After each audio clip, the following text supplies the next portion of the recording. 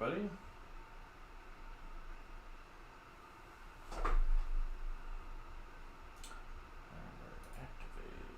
Activate. It's all laid out. Not you.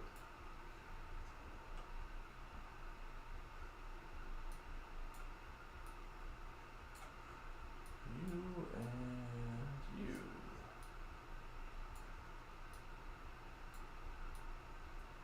There we go. I think we've got everybody where we need them tonight. Good evening, everybody. Thought we'd break out the old grease pencil. So I think before we get into this, though, I need that many max samples for this.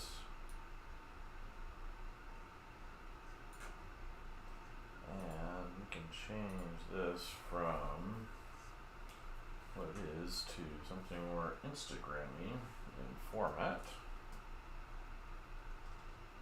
There we go.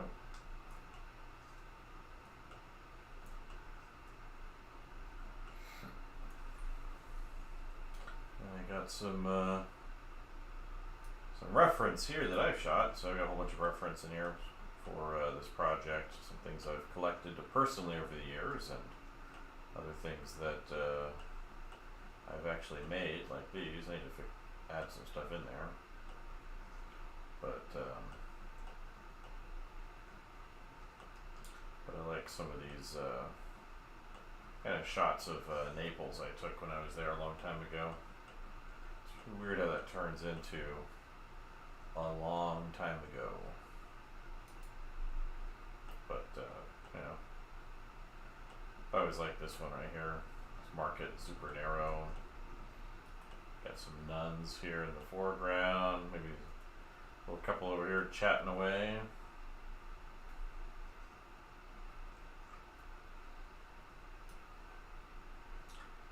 That's Pure Ref, by the way. For those that aren't familiar with it, it's a great little program. Let's see right here. Let's add it there, shrink that down, and crank out some sketching here for a rough layout.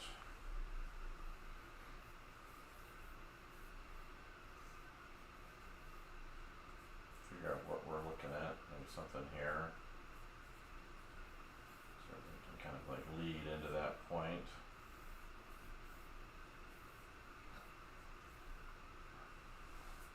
Good evening. I'm gonna pour myself a little tea. Hopefully it's gotten heated up a little bit.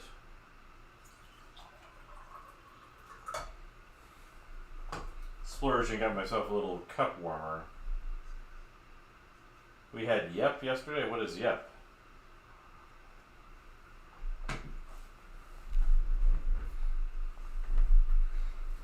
Not familiar with that that term.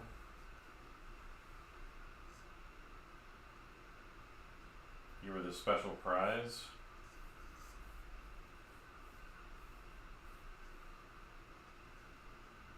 Oh, year-end party. Oh, okay. Never heard that term before. Seems like it's the beginning of the year right now to me, but you know, what do I know?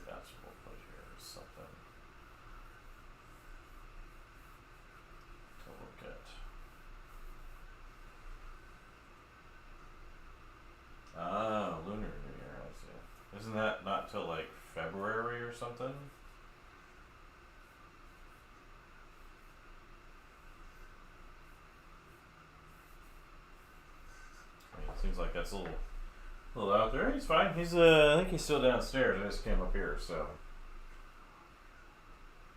usually takes him a couple minutes to decide that it's worth coming up the stairs, that his human has moved on. Yeah, the larger issue we've had here is like it's bizarre. I'm in a major state's capital city, and we had a snowstorm. I guess it was 6 days ago or so. Oh, I see. So it's a pre-party.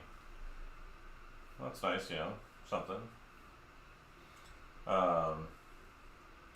We had like a snowstorm, and during that storm, I don't know why it affected what it did, but the water treatment plant we have here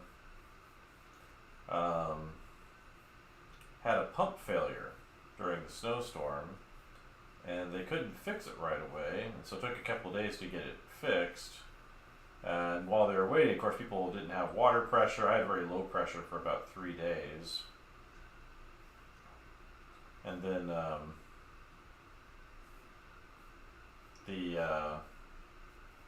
when they got the pump fixed, they had an electrical panel failure. And during the pump failure, basically it introduced a lot of potentially, they don't know for sure, but it possibly introduced contaminated water into the clean water system, which you don't want, right? That's not optimal under most circumstances. And so they put us under a boil water advisory, and then after that they it's just like a comedy of errors, but it's been really bad for everybody. Like they put out water distribution in some areas because they didn't have any water pressure at all. Like I had very low water pressure for about 3 days, but I have students that didn't have any water, and everyone had to boil their water too. Which isn't great.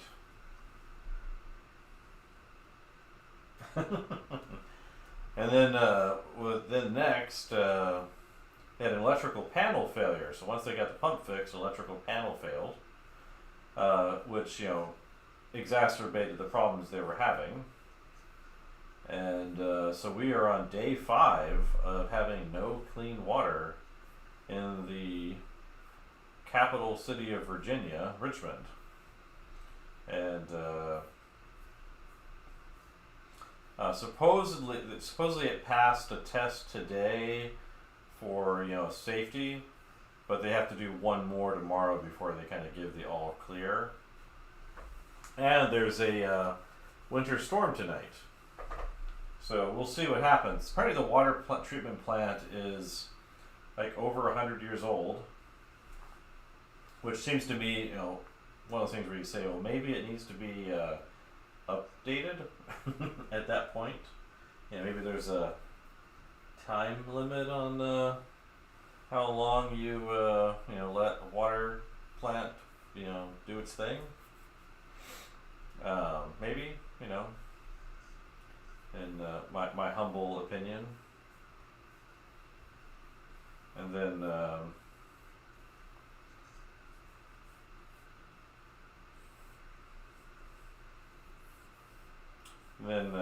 so hopefully we'll find out tomorrow. But we also have another winter storm coming in tonight. Thing is, that winter storm, it only dropped 4 or 5 inches of snow like a week ago. It's not that big of a deal. But apparently it was a big enough deal to cause real problems. And so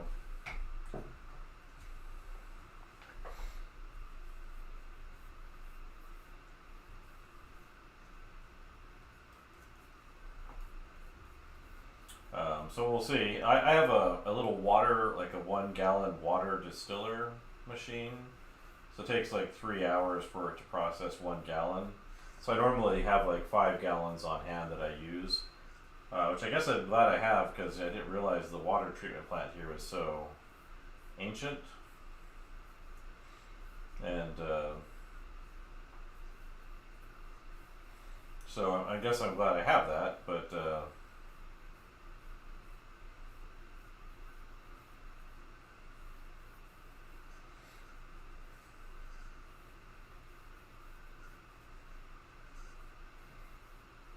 yeah, I found, I grabbed my extra water tank that I keep in my truck. It's a collapsible water tank that's for, it's a little over 5 gallons. So I grabbed that. I filled that up anyway, just to be on the safe side, and so that's kind of ready to go for. Finished filling that up today. But yeah, the whole situation is just completely ridiculous. It's just like, what is going on? Like, who's in charge of this city? And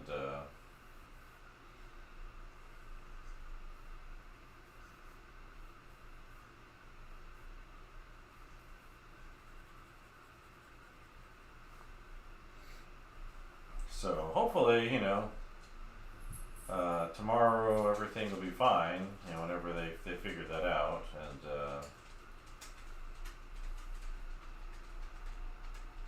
yeah, well, that's always good. I used to deliver water. Oh, there's Bosch. Hello, Bosch. Welcome back. I used to deliver water once upon a time, and when I was in my early 20s, and good times. Well, I don't think anyone should have any faith in bureaucrats whose pay is not, whose jobs are not secure or unsecure by the quality of the product that they provide. Same in business or in government, right?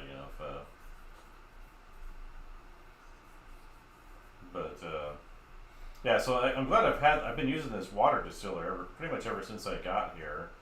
And now that I kind of know how old the water plant is, it's good to know. Apparently we saw in the news, there was a big inspection from the feds of the water plant here a couple of years ago. And they cited a whole bunch of issues that they saw that needed to be dealt with. And the city of Richmond only responded on January 3rd of this year, just before everything fell apart, and that's kind of par for the course, as the kids say, as it were.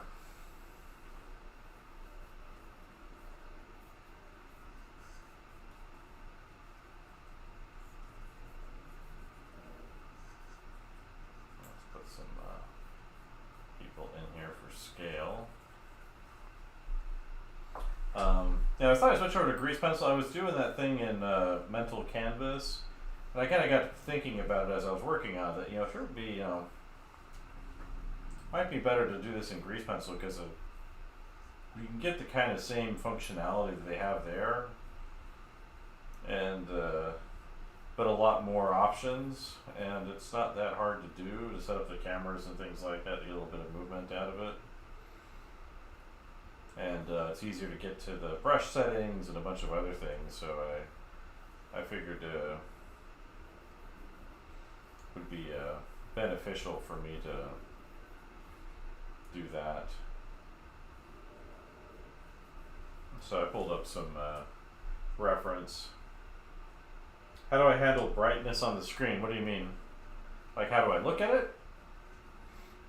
Or dim it or brighten it, or it's not really bothering me at the moment, so I can even tune down. Like, if I go over to the camera, so you tab out of this into object and grab the camera. I think it's in here. No, not there. Not there.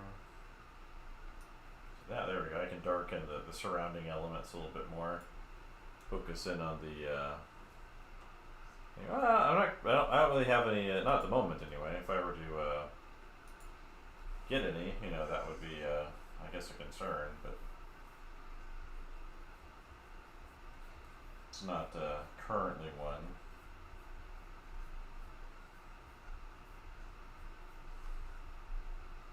So, and certainly you don't get the eye strain we used to get when I was student and young professional. We had the CRT monitors, and especially as a student, we still had the curved screen ones. They had a little bit of a curve to the screen, and those caused all kinds of terrible eye strain. And so like this Cintiq here, it's an LED monitor, and it's way better for the eyes than what I was dealing with back then. Certainly, so.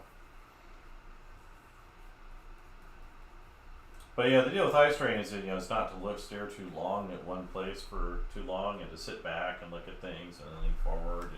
Kind of change your relationship to your work. That usually solves a lot of potential issues.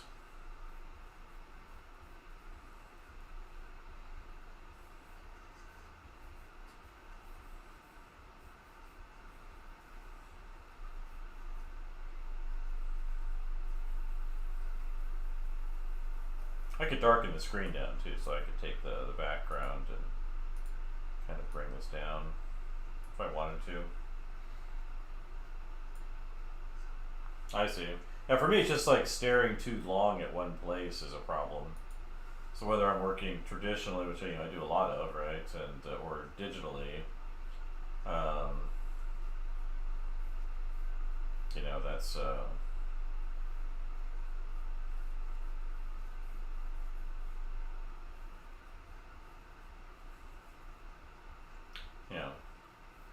that's the larger issue for me, is just staring too long at one place. It's definitely a problem I've kind of noticed more and more. Actually, the large issue for me was just with Blender or the computer, especially Blender though, just kind of getting used to how things work. It's like, right, this is it's a 3D space. I'm drawing kind of in the same area here, but I'm going to create different zones for the drawing to work at.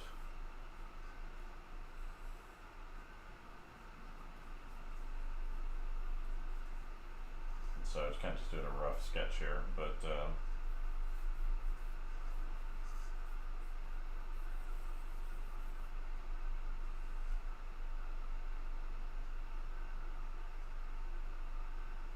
yeah, so that's kind of what I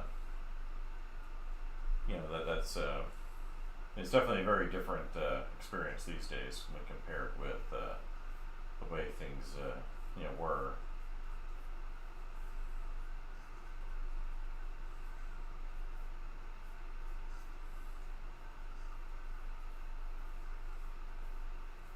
Kind of send everything outside of the screen, but I want to do like a little bit of a camera movement on this.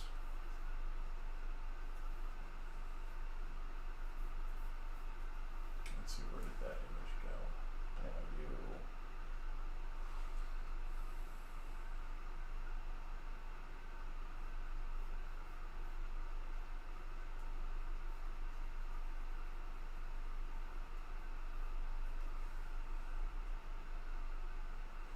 Yeah, yeah, but you're things relatively speaking, like we're pretty lucky with what we have now.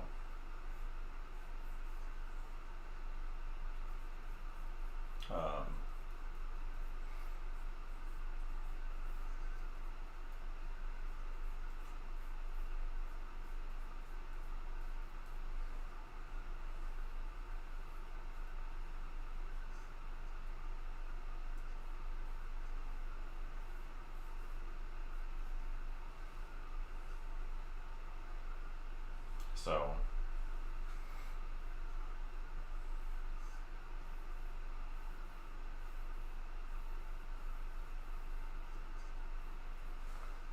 let's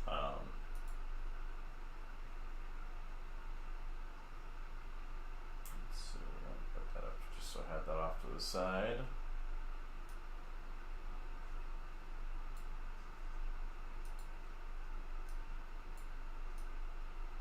Just in case students need to pester me.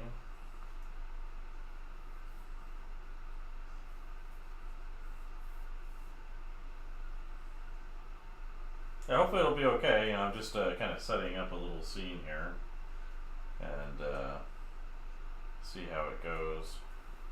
But I want to kind of get back into this one, and I was playing around with Mental Canvas, which is an iPad app, and it's kind of an interesting one because it basically is kind of Grease Pencil on the iPad, but it has like a lot of weird interface choices and kind of tool layouts and tool options, and I was using it, just kind of kept being, kind of somewhat frustrating for me to use. So I was like, what I should do is I should just use this thing right here, right? So just kind of playing out here a little rough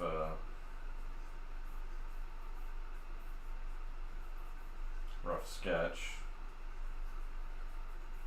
Playing off of my little Bramble concept here, so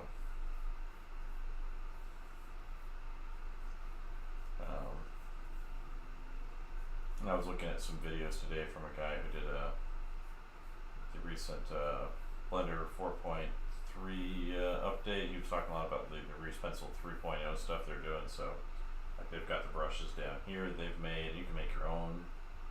Actually, I did make my own. That brush right there. But we're using this one. Oh, that one, I think. But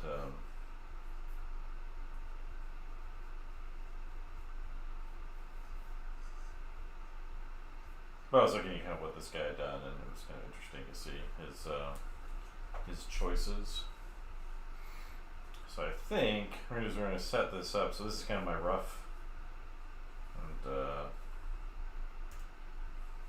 you can create different layers inside of Grease Pencil, like inside this object.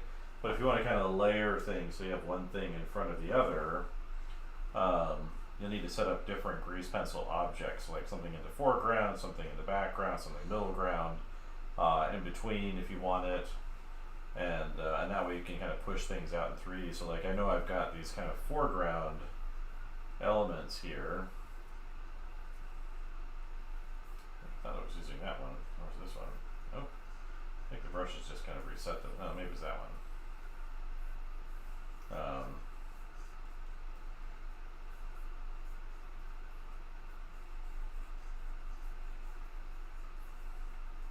I want to kind of set up, maybe start with the foreground kind of framing element here, and then kind of push the layers back through it.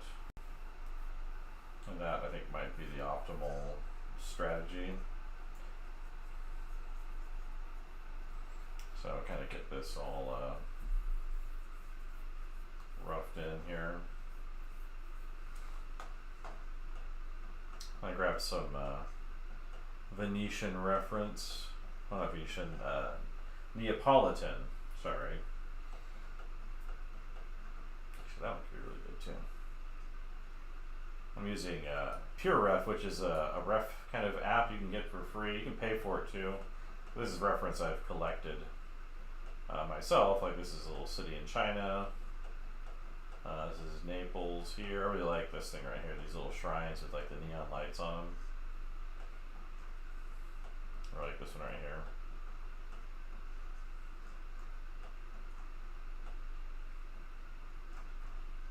But you got Rome and Venice and a little bit from Milano and Firenze. Got some nice reliquaries in here. Some forest stuff here. Maybe I should pull this up just for some sketching. But I'm trying to kind of more or less focus more on my own reference as much as possible.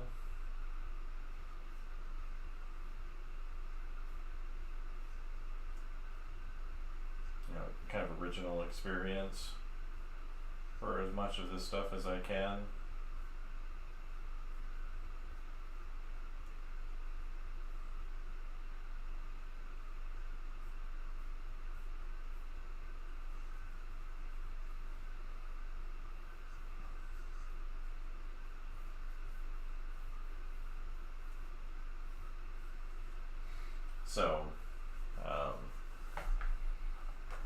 got going on.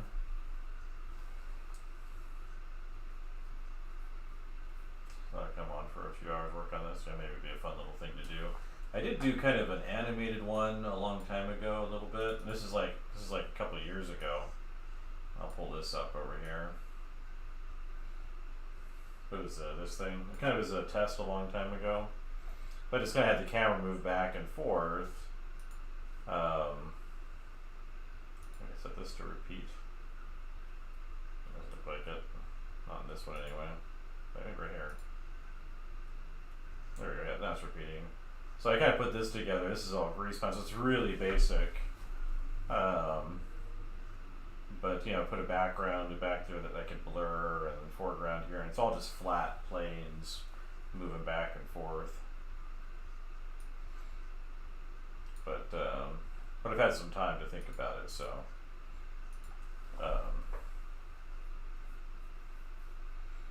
maybe put some more kind of crowds in here, people.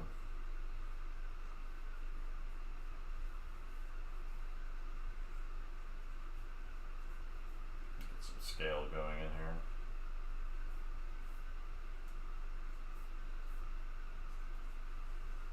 So, but that's kind of an older thing that I did when I was trying to figure out how to use it. And I kind of set it aside. There's always a lot of things I like to do, and it's kind of a problem because you know, there's always so many new things you can do, and I kind of like to bounce a little from project to project.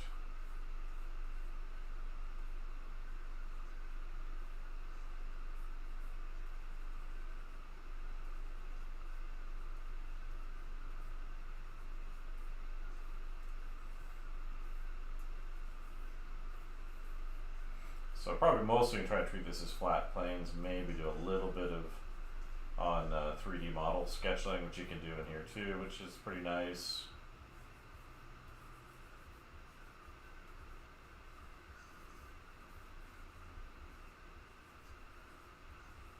Get some turkey tail fungus on here.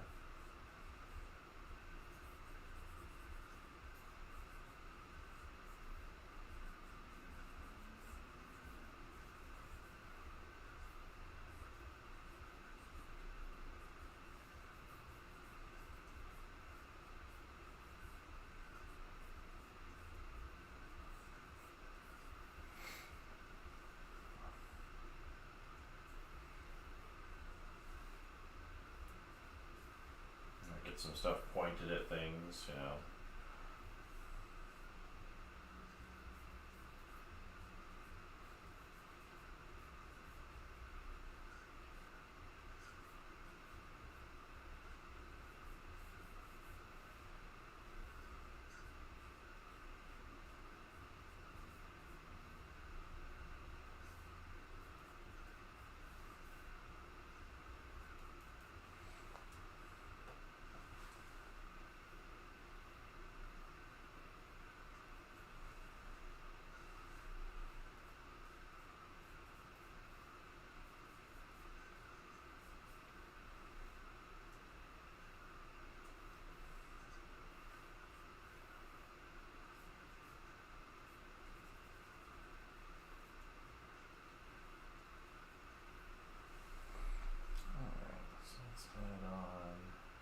Knock this back. So we'll add a new layer, lock that one down. Now let's see what we got for brushes here. We've got you. Oops.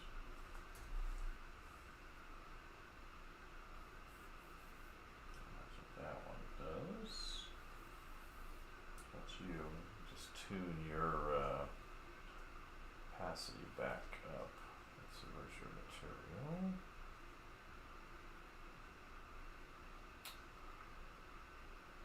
Maybe it's just the strength of the brush needs to go back up. There we go. Sure, on the right layer. And we'll do like a rough detail pass.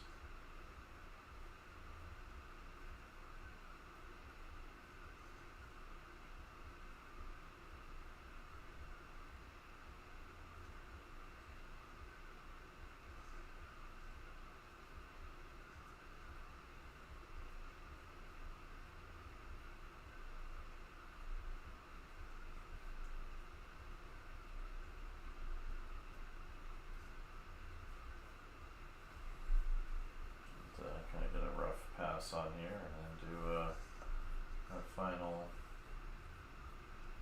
detail pass.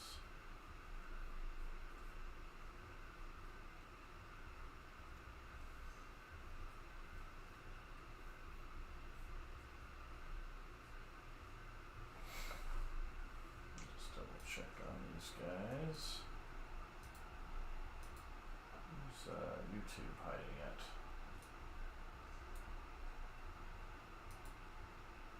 Where is YouTube?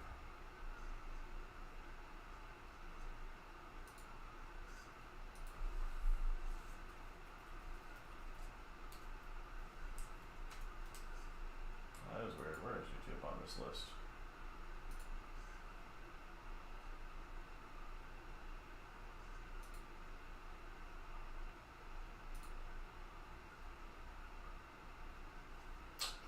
Guess I better pull that up. For some reason it's not showing up here. City of Richmond, water test in progress.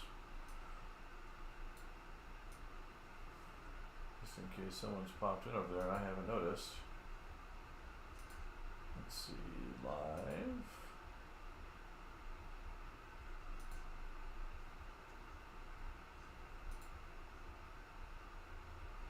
My comments.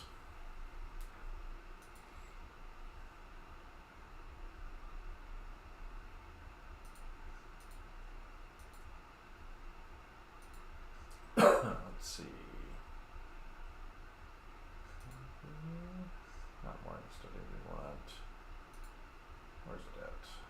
I guess right here. No.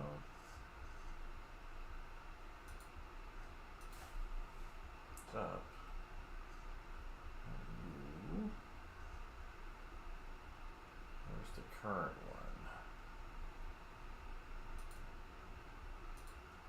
Just realized that wasn't properly integrated here. That's odd.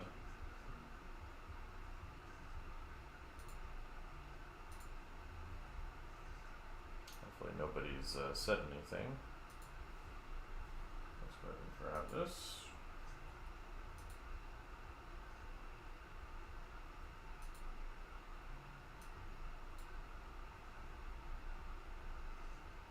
There we go.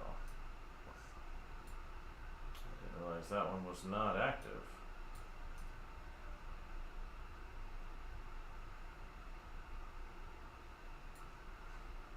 Not that anyone's there, but you know, I don't want to be rude. You know, be streaming to something where no one is at.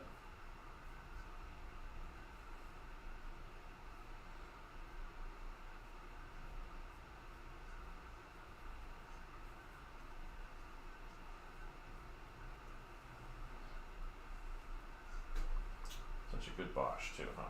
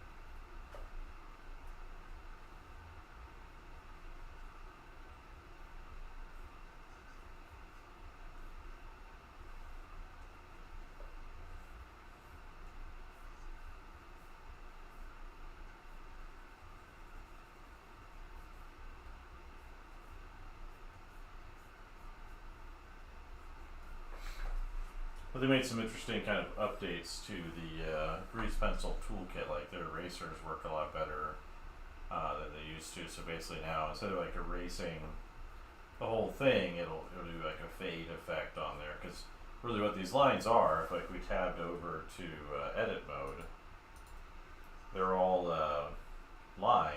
click on them, you know, it's a bunch of vertices on there, and so it kind of, the way it works is that they're basically kind of like Illustrator lines. If you use Adobe Illustrator, to a certain degree, they're kind of like that.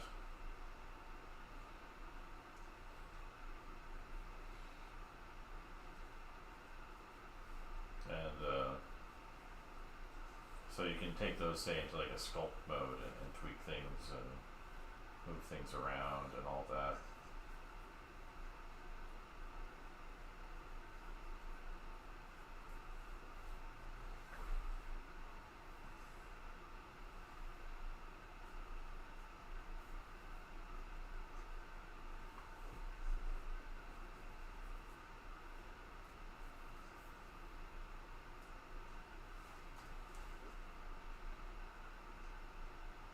And then where you kind of see me popping back and forth, that's kind of set in the camera. That took me a while to kind of figure out that it's better to do it that way than kind of in the open scene, depending on what you're doing. But if you're trying to like set up a composition like this, you definitely want to work kind of with the camera more.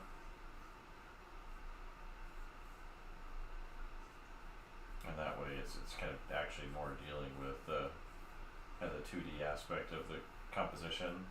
You do more 3D stuff and you feel like you draw on top of forms and things pretty easily, which I'll probably do some of in here. But I want to do sort of kind of a flat framing foreground as a kind of a starting point.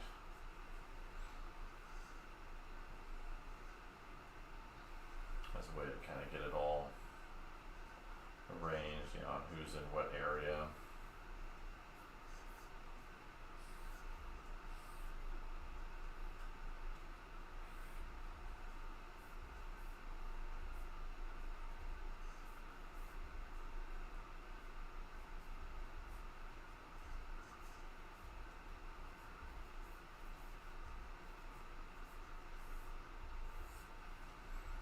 And you can make custom brushes and things in here too, which I've done a little bit of, but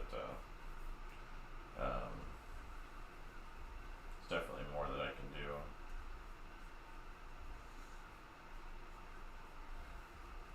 So,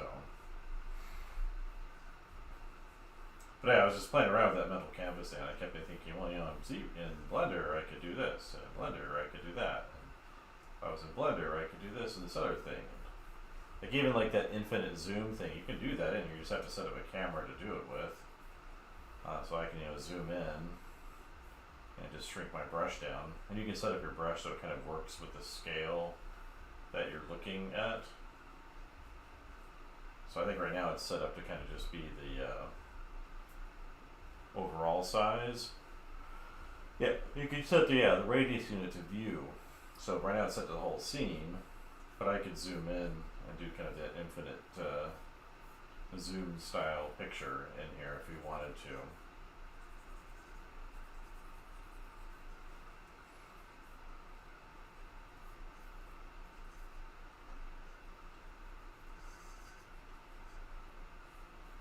So definitely give you a lot of options to work with.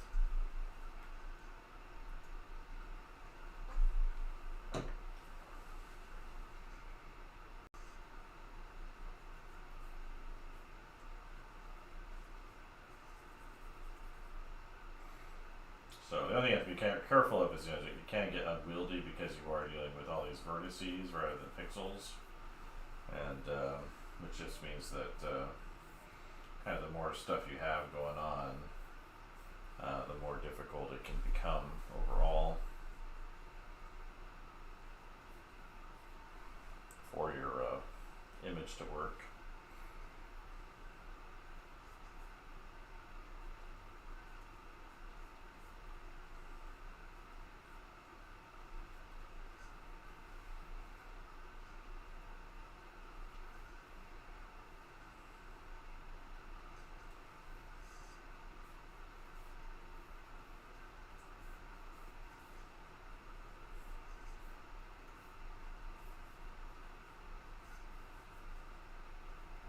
Thinking about Spanish moss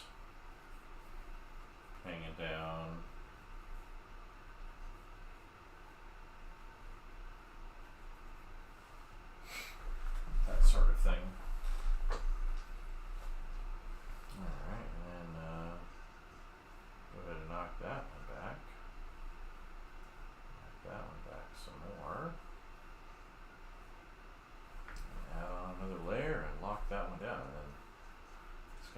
focus on getting a nice finished drawing in here.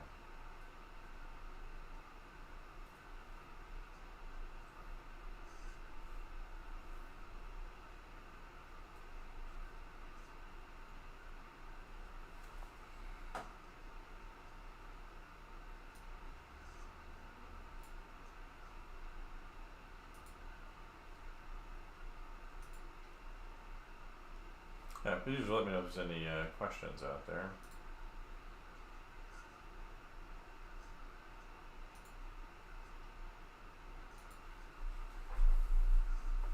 As we're going, just because the way people kind of come and go in here, it would be helpful for me to kind of know what's going on.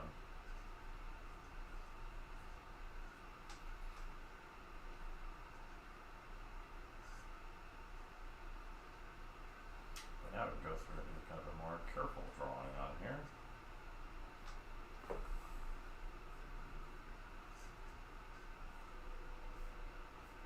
Let's call this to make sure we label our layer finished.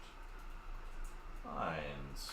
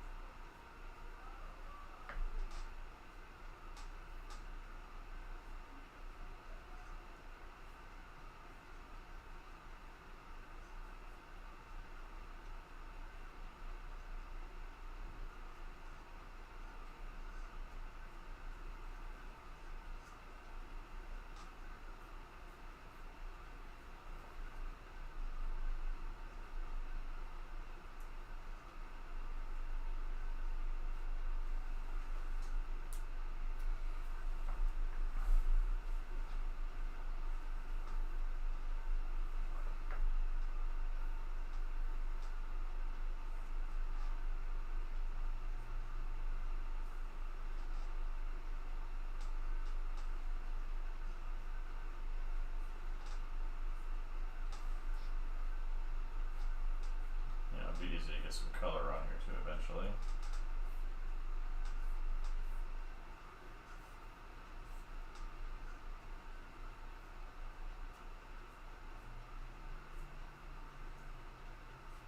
It's great too is you kind of, the way it's being handled right now is using materials to do the lines. So if I wanted to, I could come in here and if like I decide I don't want to use black and I want to use gray, it'll change all the materials to a different color. Like I draw brown, right? Come in here and change it to like a brown color, which can be really nice to work with. It'll change all the lines I've used that material with. I could add new materials in here, but and then switch them as I go. But anything that's from that material, when I change it, it's going to change its color.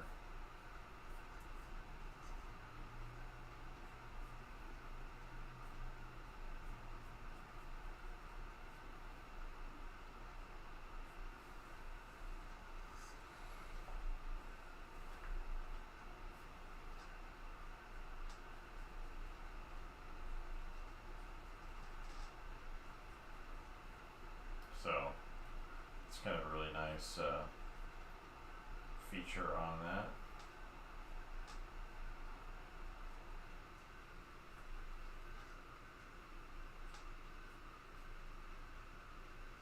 Okay, right now I'm just using the default brushes that come with it.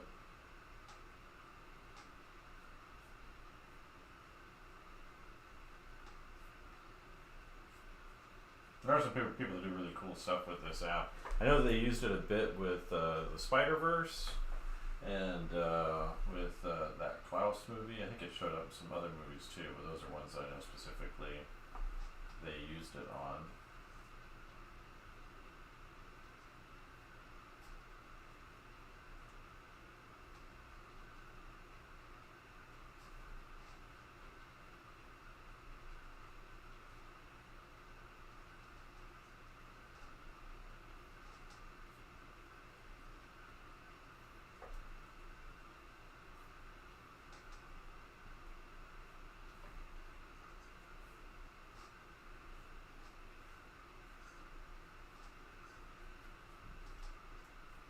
And of course, being Blender, it's all free. Unless you're using like a plug-in or bought somebody's brushes or something like that. So it's something anybody can do, which is nice, right?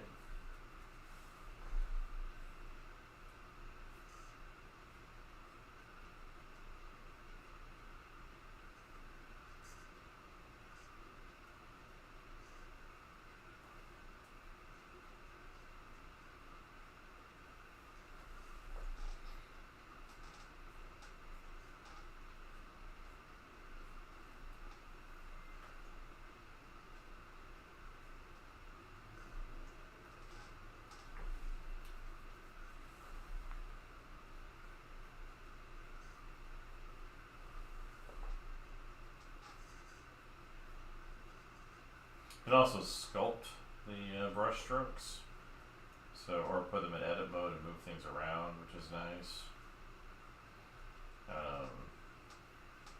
So there's like a lot of really interesting stuff that you can do with it.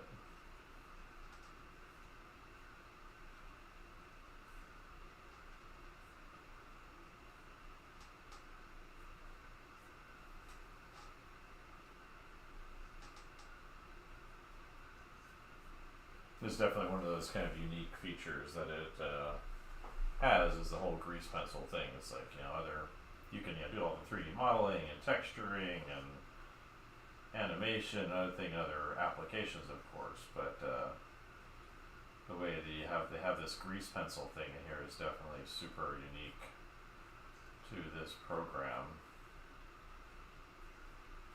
and I think makes it stand out. Of course, the program's gotten better overall, but a feature like this just makes a huge difference.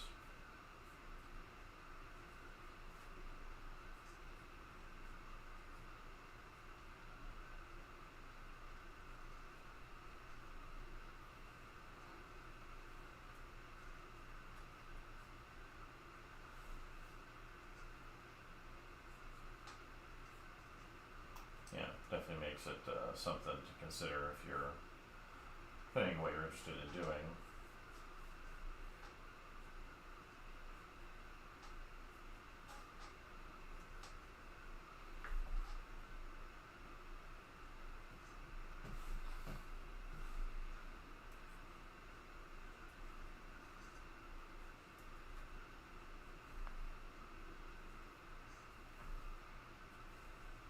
Get these contours in and then shoot some flat shapes behind this.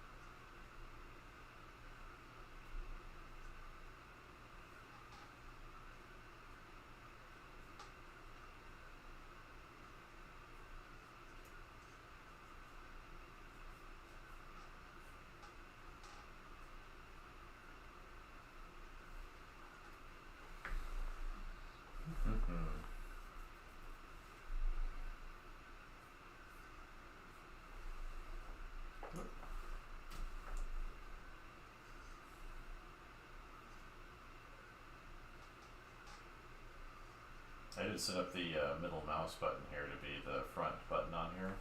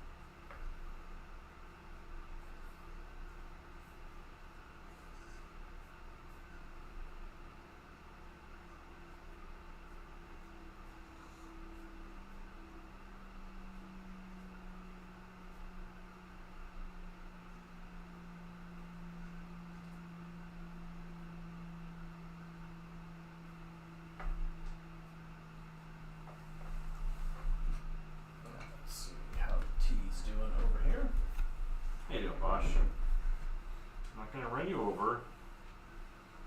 I always love how he gives me a little nervous look when I roll my chair by. You never know, right? The human might do something completely terrible and awful in every way. This would be the end of the world. Because, Bosch is very small. And the human is very big.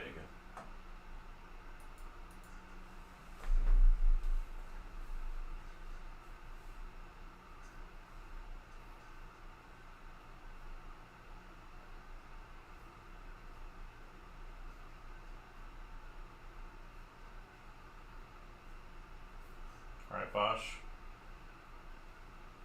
Bosch is my dog, in case anyone's wondering. He's mostly a good boy. Mostly. Excuse me.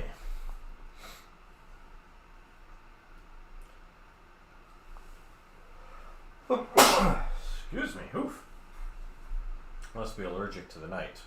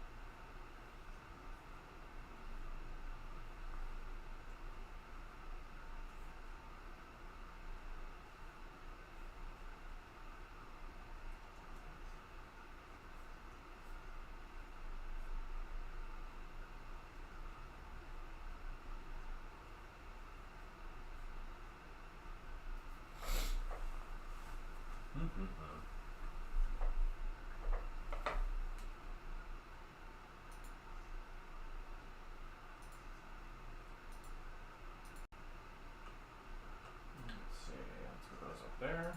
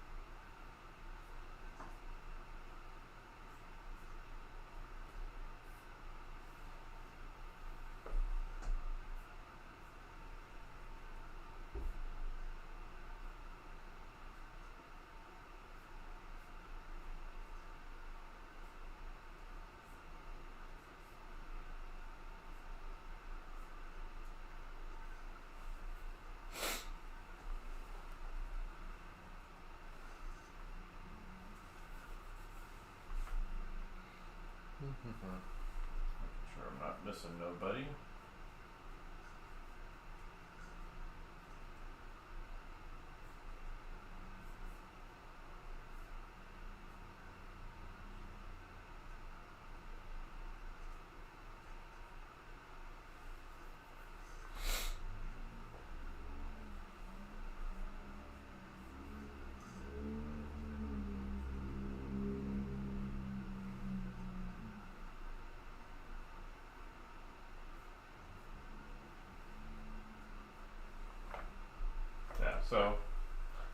Just hanging out here in Grease Pencil tonight.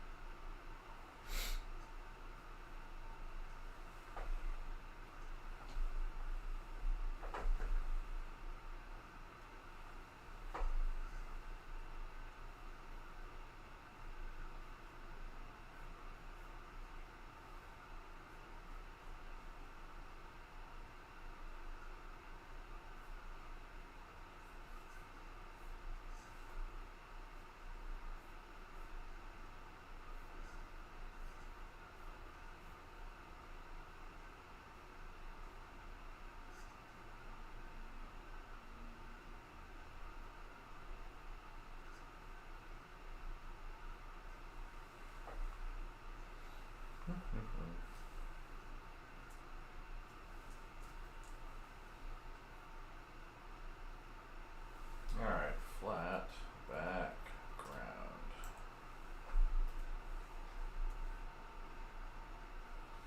And then we need a new material, so this is going to be brown pencil.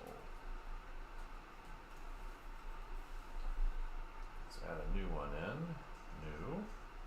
No stroke, but fill. We're going to change this to kind of a mid-dark gray that we can then draw on top of.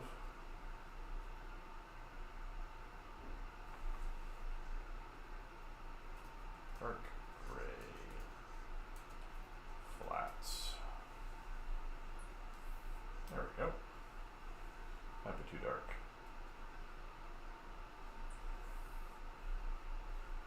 A bit lighter. There we go.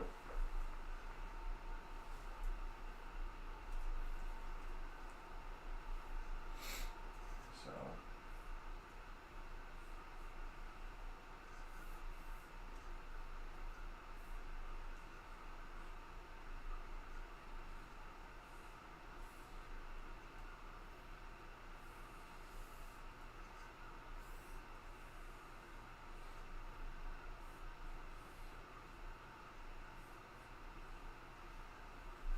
you could merge these kind of drawn shapes together.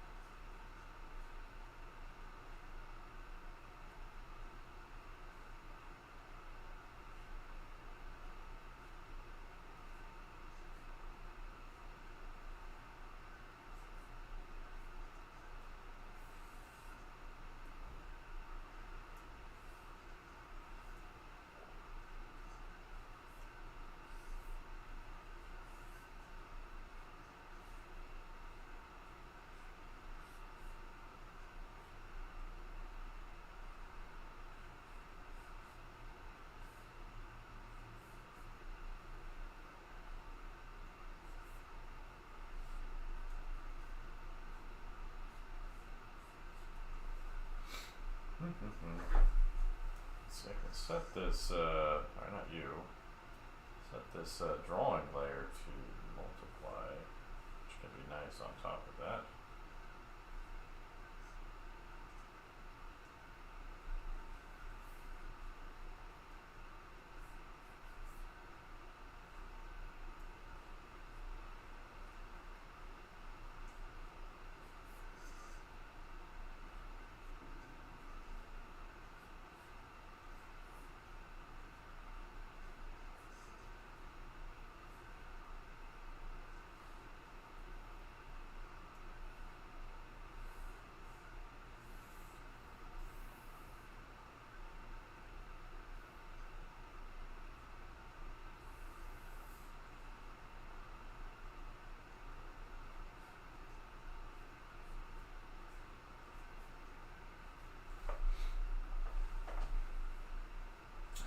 Good evening, people popping in and out.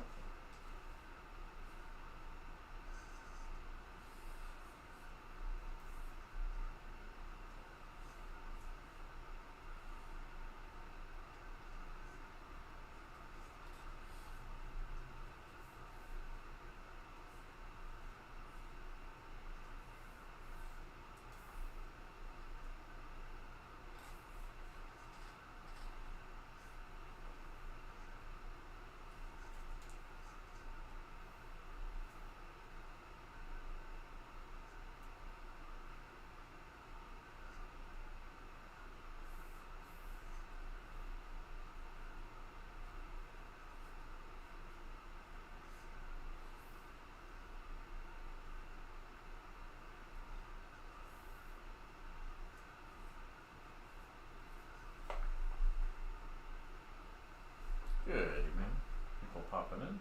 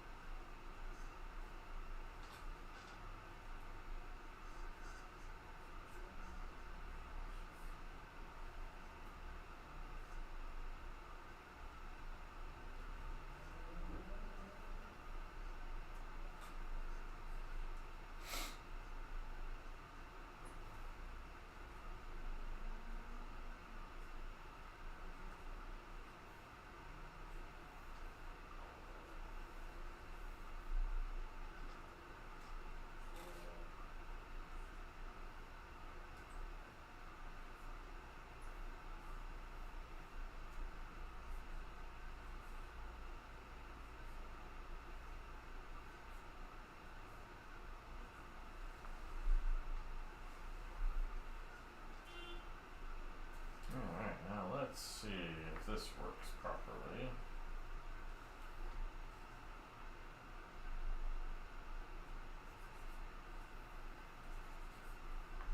That's not working. So,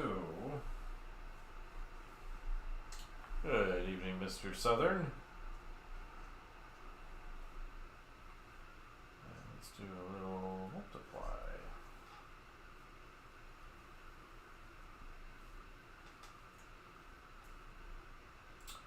I want to do kind of some shadows in here, but not with capital letters.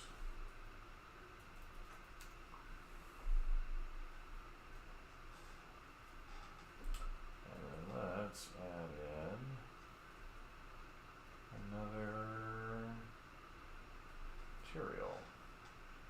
No stroke, only fill. And let's pick kind of a warm tone. Let's see how that looks.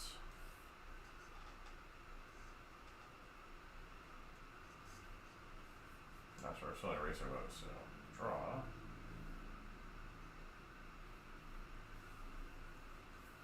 There we go.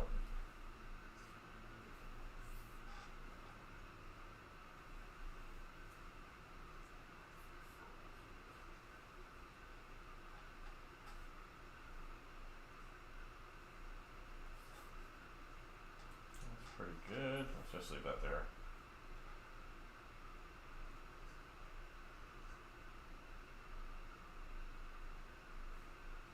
Let's get that brown ink a little darker.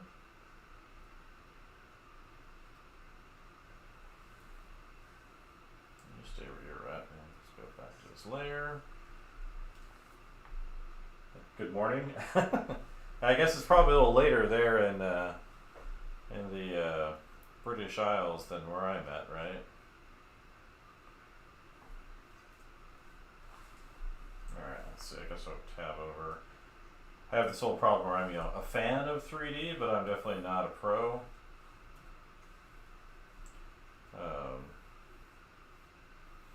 But I do feel more comfortable with this thing. I don't want that one. I want that one.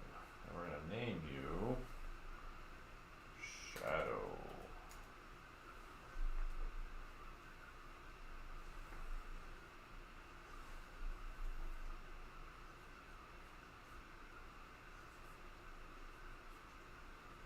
And you should wait to do your themed character there until the movie comes out, right? Little Lilo and Stitch movie.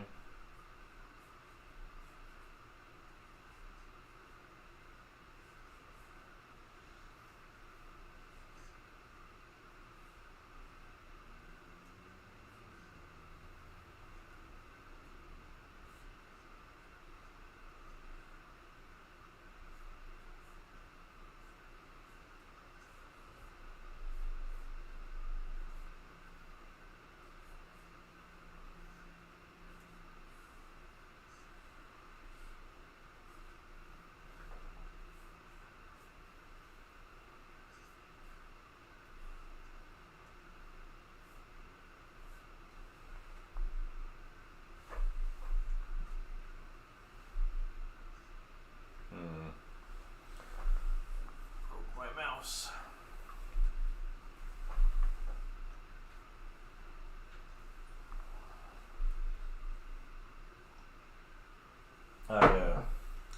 Hopefully I won't need it tonight, but I tripped over my mouse earlier this week, of course. Yanked on the cord, and it's not a cheap one, so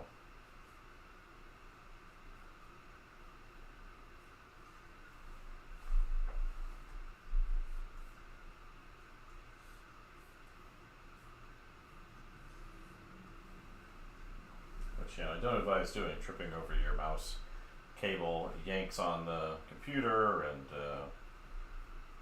it yells at you the whole time.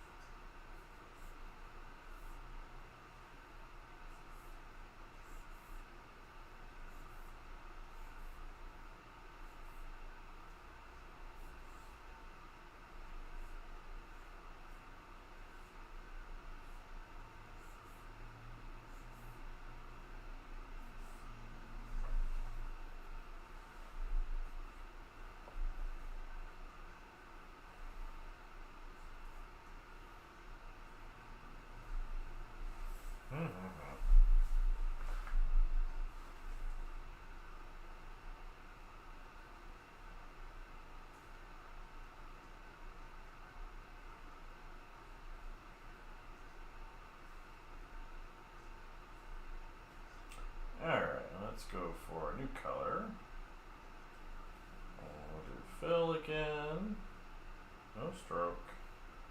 Only this one. Bark.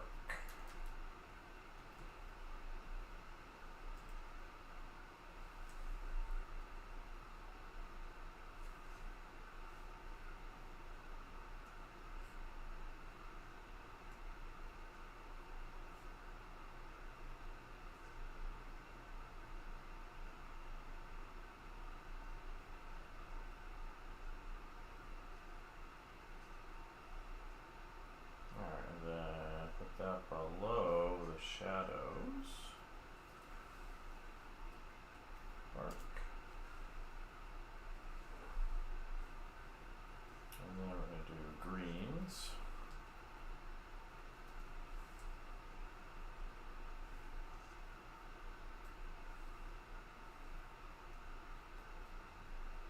I'll name that one greens.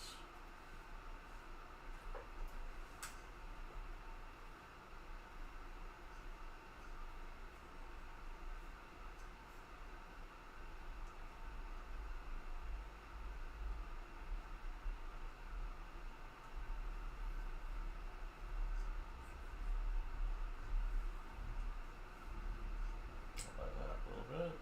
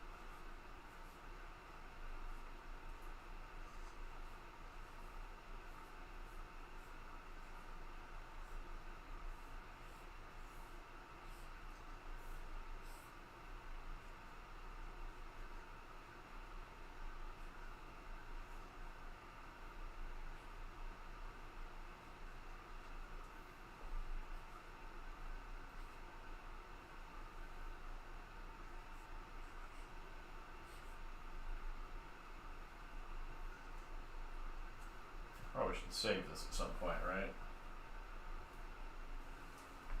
Let's stick this in here.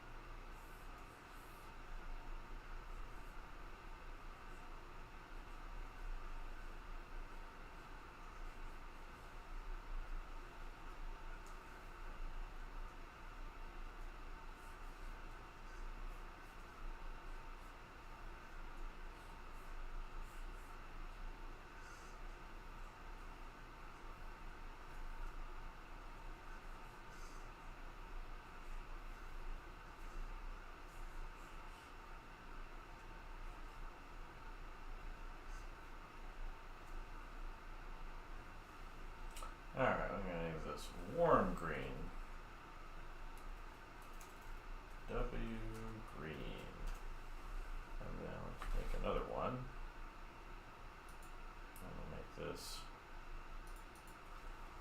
Hold. Green.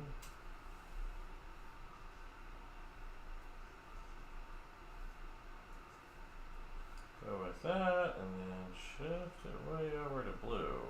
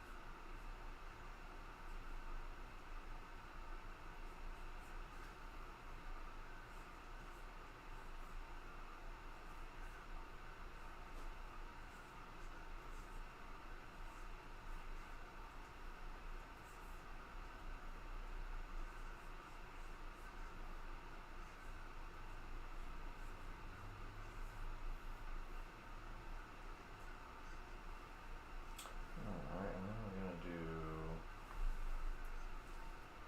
soft purple.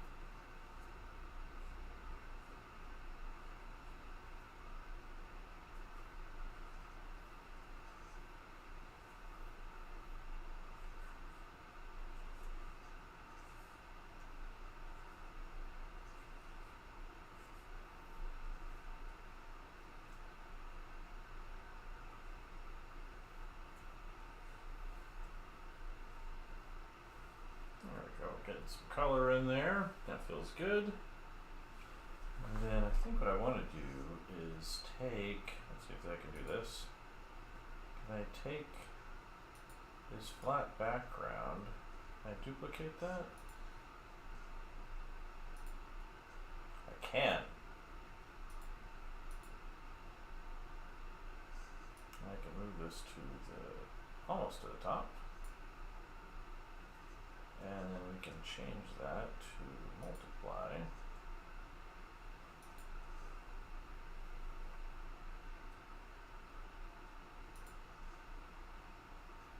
And then knock that back.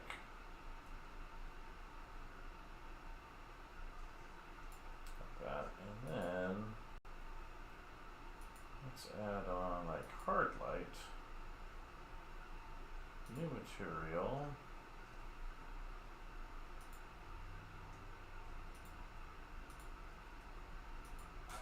And we're going to call this shimmer.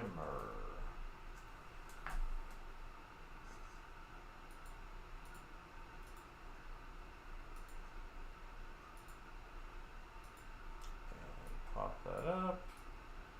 Get some yellow in there, and let's see how that looks on it for like a rim light effect. That's not going to be the right layer effect, obviously. Let's do, that's pretty good. I'll subtract, definitely not multiply, divide, nope. Regular, no. So I think it's add.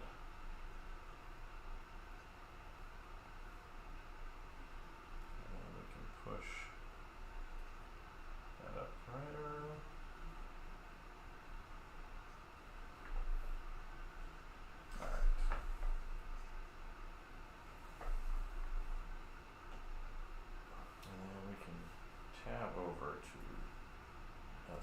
first off, before I get to that, let's lock everybody down. So accidentally trim lights, and let's grab that.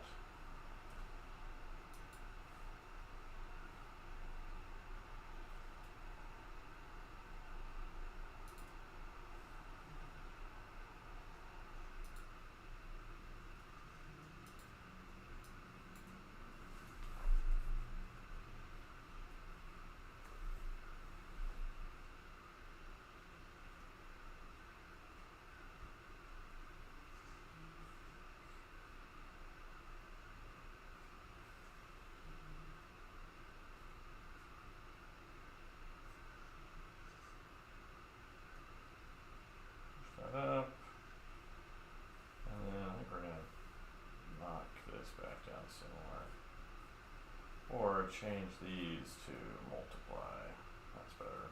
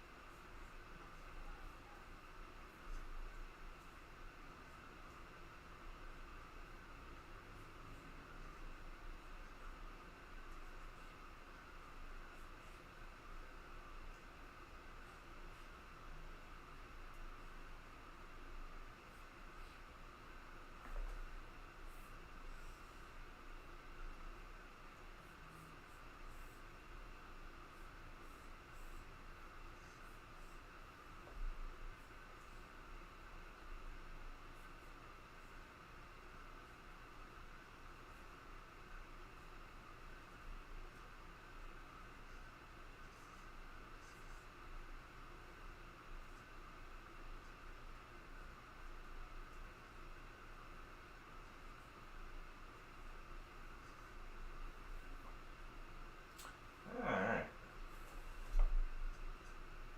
I think we got a good selection of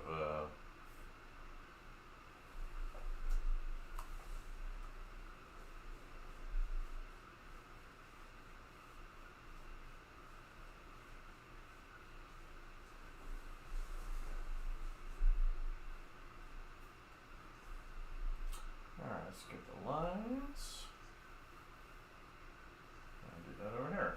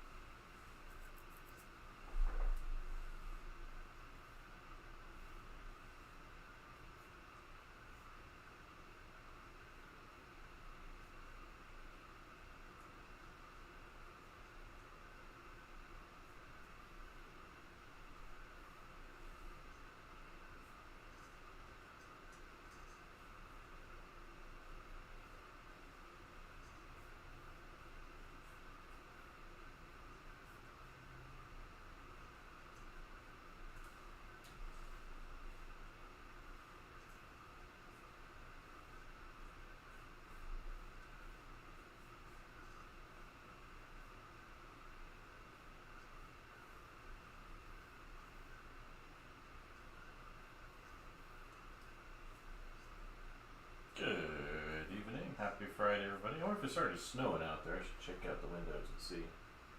Just to get some more snow tonight. Which I'm excited about. You know, it's half the reason I moved up here was, you know, I was really, really tired of the weather down in Florida. And it was driving me crazy.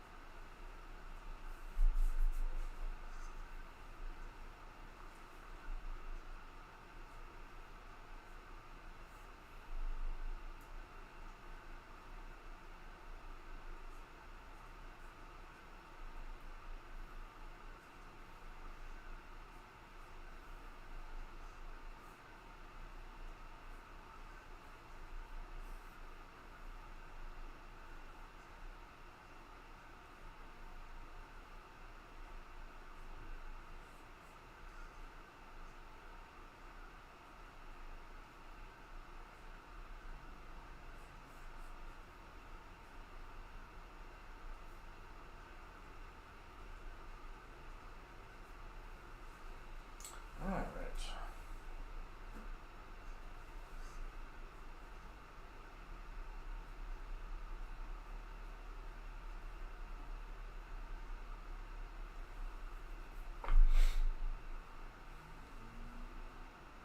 Alright, let's go with background. And then let's grab right color.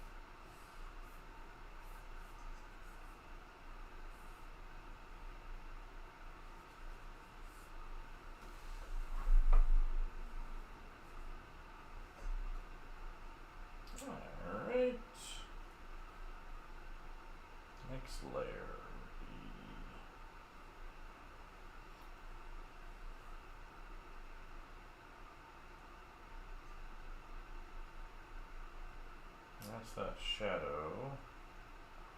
We want the greens next.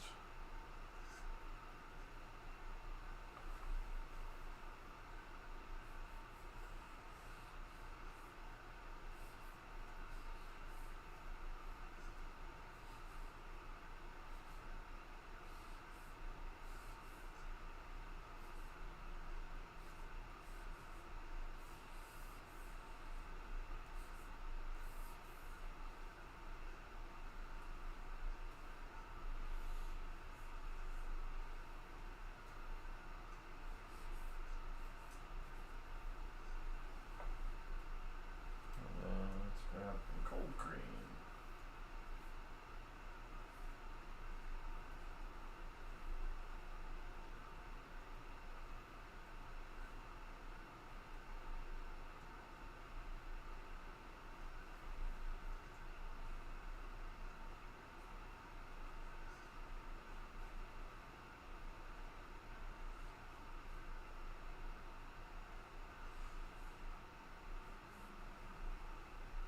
Oof, my back.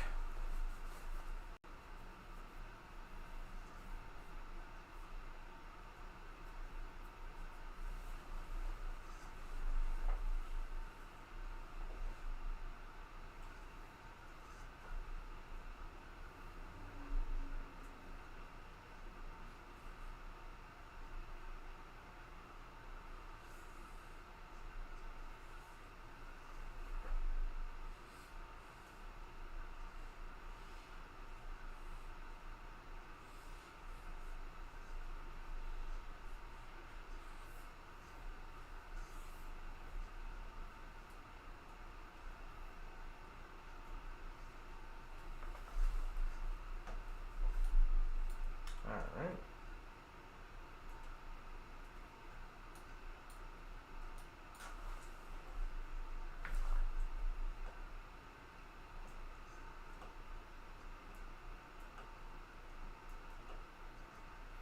Alright, I need to get this shadows over there, so I might even just turn those off for now, so I can do that later. Let's go up here.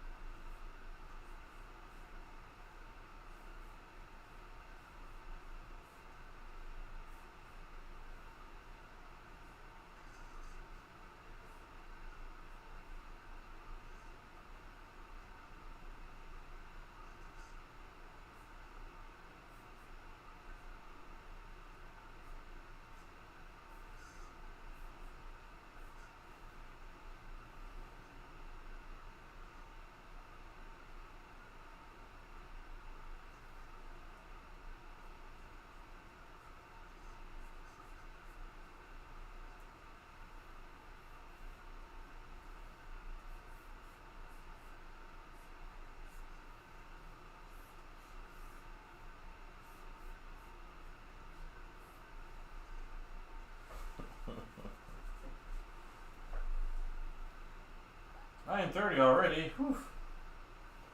Where does the time go?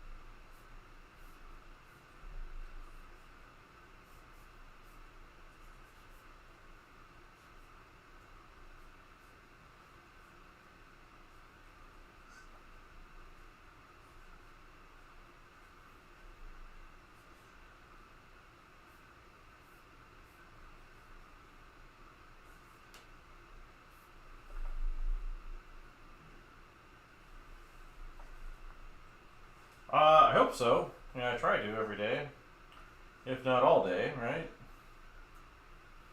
That's part of the life you want to have, right? You want to draw all day. Must be coming up on 10. It's 9:30. I need to fix that light over there. But yeah, not multiple times a day,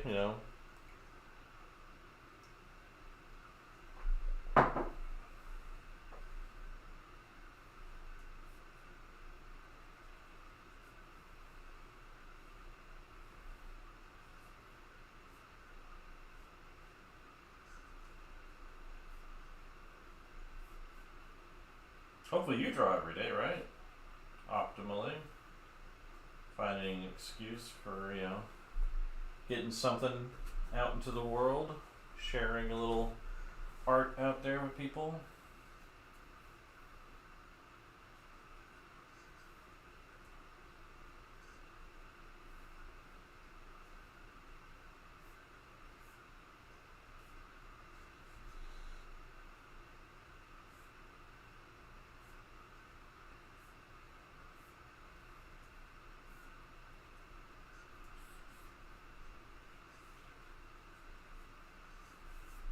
Oh, good.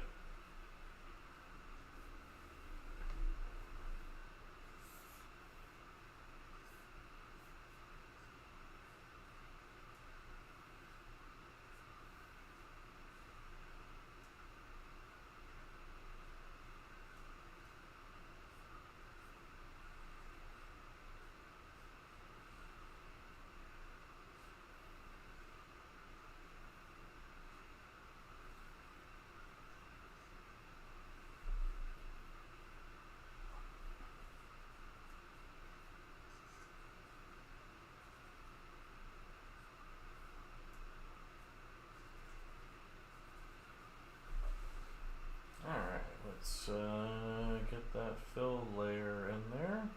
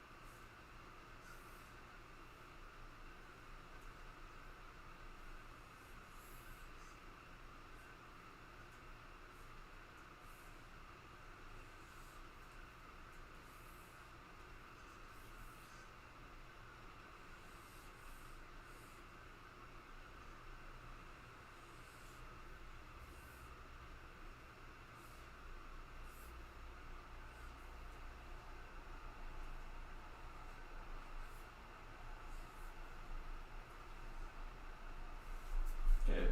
Everybody popping in and out.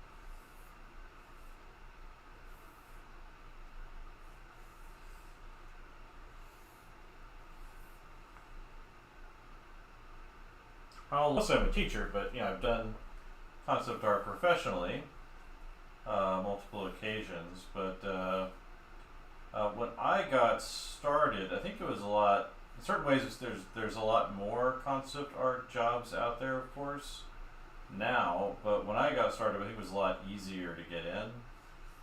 So I as a student, I geared my portfolio toward that, and back then all of my teachers were traditional illustrators, so they didn't really know that much about it. I did have one adjunct professor who was, he worked for video game companies and things like that as an art director, so he was a little more into it. But that was kind of the earliest things I did, when I got out of school, because you could get a job doing concept art in game studios if you just had like some good figure drawings.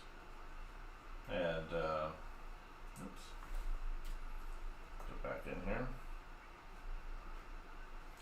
But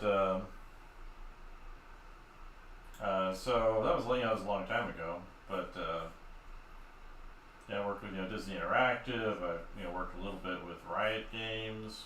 Of course, Disney Interactive doesn't exist anymore, but studio that I worked at, still around. They work with like Warner Brothers now. Like I just saw they had a job posting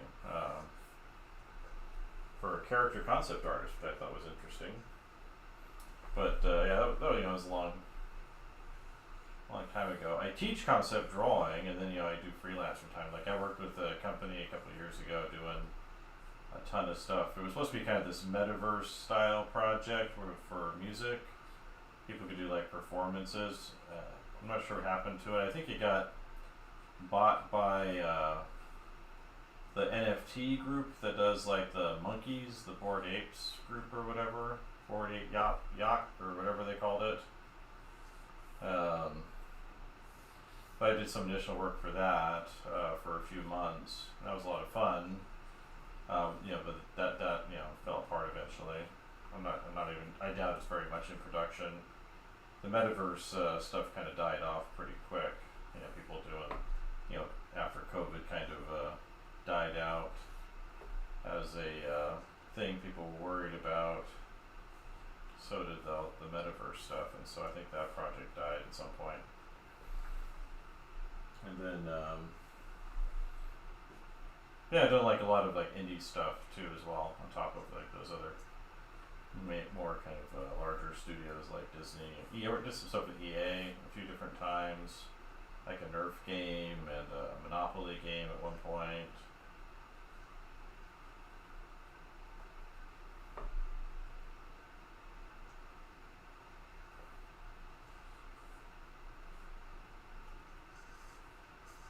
So those are the kinds of things that I've done.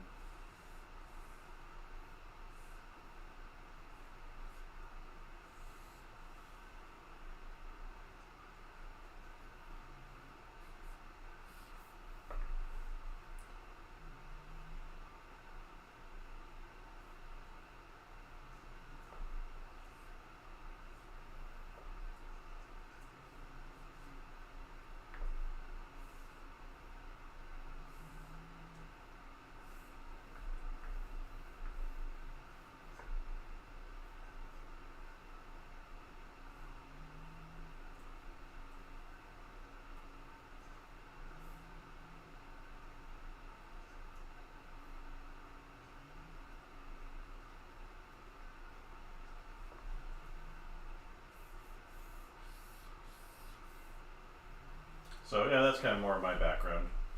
But it's definitely a very different market now. Like there was, especially when I got started, you'd often cross boundaries in terms of what you're working on. So, like I would do the concept art for something, and then I would build it in 3D.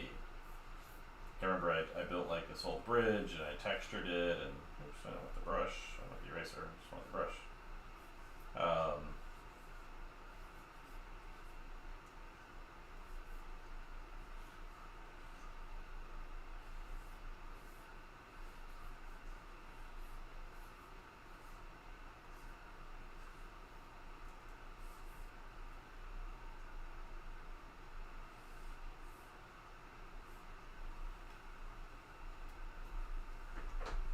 But I think there's a lot more of that kind of work. The problem is they expect a much higher standard when you get in, so they expect you to be able to hit the ground running, which I understand. It makes sense. Because there's a lot more information, a lot more training, a lot more everything out there for everybody to take advantage of.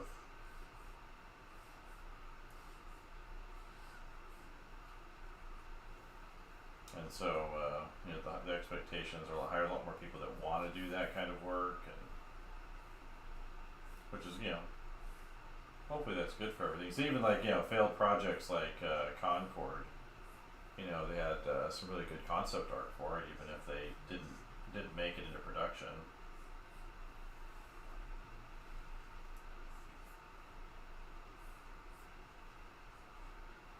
Let's see, 15 more minutes, and then we're gonna call it a night here. Yeah, but I thought, I started doing this just because I was playing around with, the Mental Canvas app on the iPad, and it kind of does a similar thing to Grease Pencil in terms of how it functions and all of that, but it has like a lot of weird limitations, and I kind of, even though Grease Pencil is the way this stuff works is a little strange. Well, the thing with the AI stuff is, didn't know Southern was dinner, Mr. Glenn. Yeah, because you've been in education for a long time. I remember your ZBrush tutorials going way back when that application was completely inscrutable, to me at least. But I kind of look at it, and one of the problems with AI is that you can't really use it for concept art because it's completely inconsistent. So, like some people, they say they want to use it for ideation or something like that, kind of as a reference point. But you can't even you can't even use it for that. I mean, you can kind of, I guess, maybe use it for that, but it's like it doesn't represent anything real. It's kind of a hallucination. Like I saw some people posting some images of anatomical stuff, like skeletons, and kind of a see-through thing, and like the forearms had an extra bone, so they had there wasn't just the ulna and the radius. There was an extra bone, or one of them was missing a bone, or there's weird things about the rib cage, and like it just didn't make any sense. And I saw some people posting, from like the paleo art community,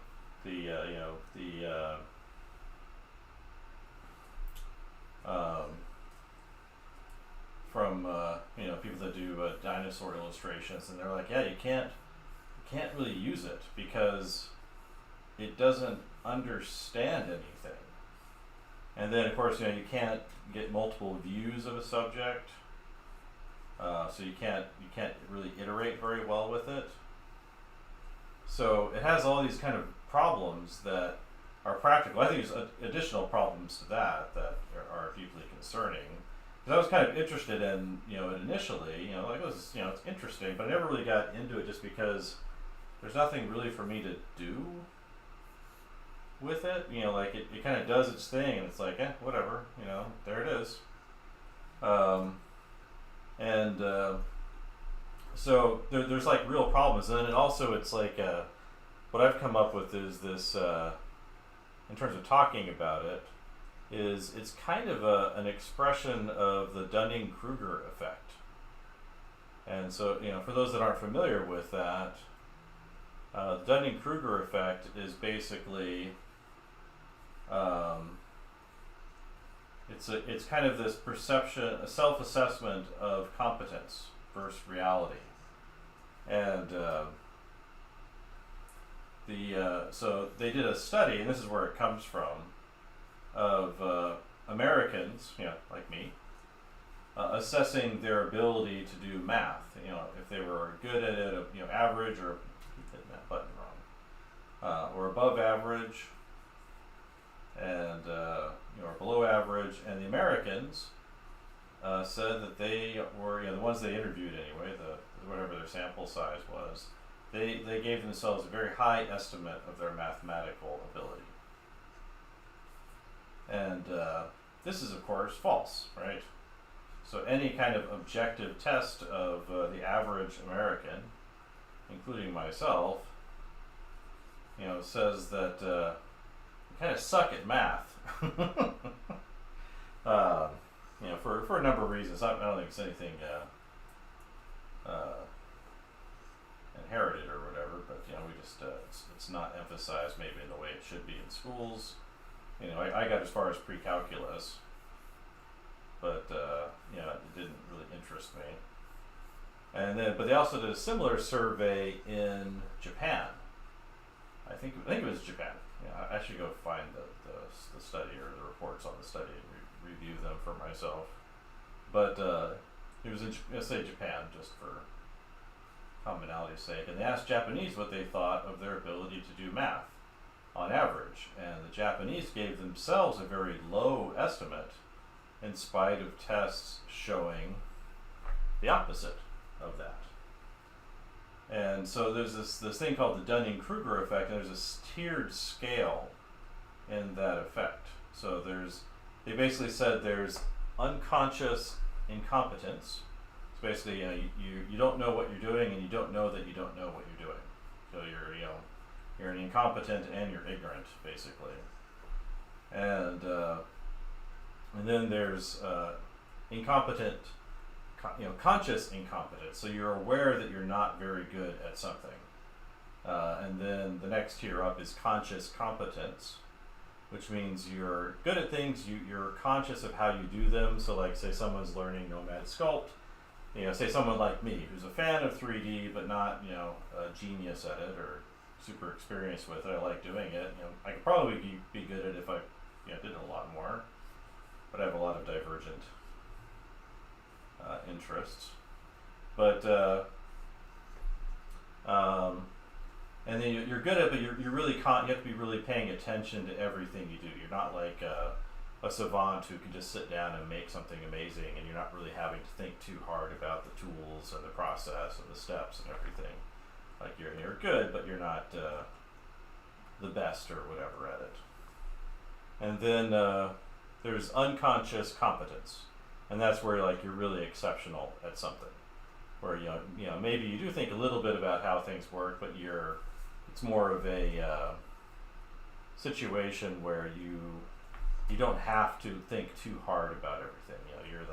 You're a Michael Jordan in basketball. Like you're amazing at things.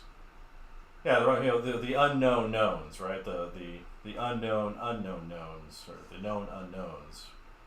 Yeah, from good old the good old war criminals. But if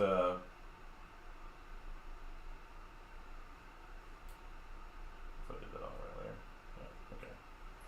Definitely want to be on that. Let's make sure I don't make an unconscious mistake here. Speaking of unconscious incompetence. Yeah, so I think one of the effects that using AI does is it drives you into that nadir of that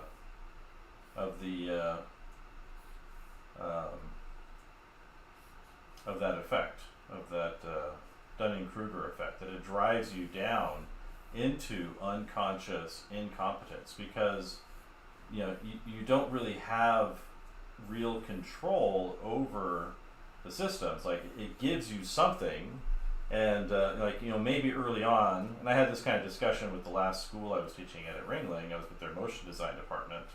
I was teaching drawing, so I'm not a motion designer, so I wouldn't know. I don't know how to use Cinema 4D. I don't use After Effects. I don't. There's a lot of stuff that students by the end of their freshman year, they know a bunch of these things that I don't know. But I was there to teach them drawing, so it didn't really matter for my case. But I was aware of this,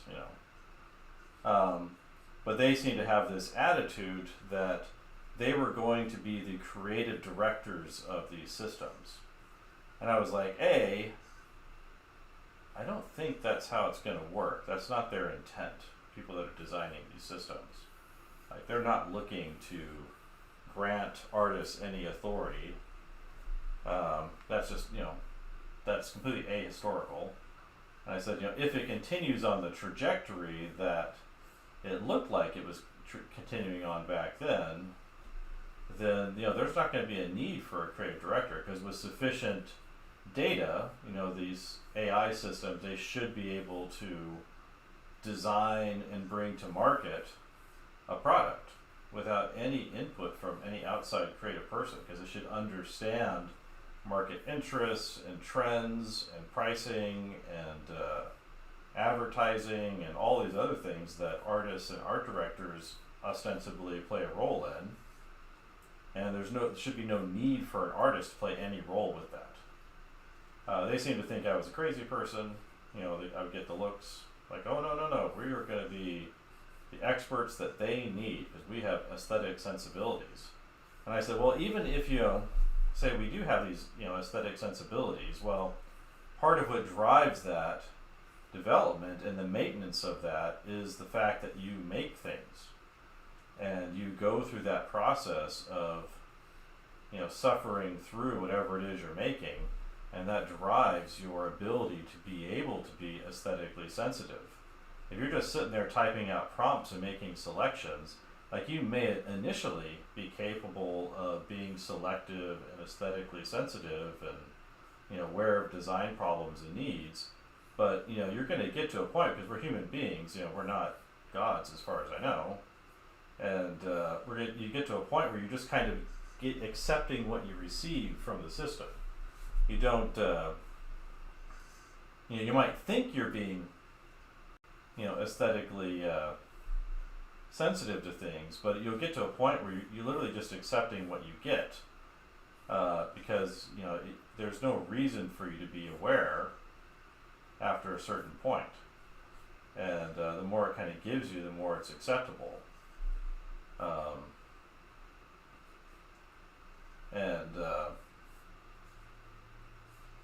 And so it's like that, it drives people into that Dunning-Kruger effect. We had an instance of that at our university where I'm at now, where a professor replaced some student work for an advertisement for a film festival. And this happened very publicly, so it's still up on the school's Instagram account. But basically, he had some students submit some stuff for a film festival that he was doing, and he wasn't happy with the results, so he replaced their work with AI generated images. And these images, they had all the telltale signs of AI. There was like extra rows of teeth, there were things sinking into things that shouldn't be sinking into them. There was an image of a face, and like the lips were kind of turning into teeth. And he made all these claims about how he had carefully edited and rendered this image, and that AI was part of his process, but it wasn't the driving ultimate factor of it. When that was just looking at this image, it's obviously not true.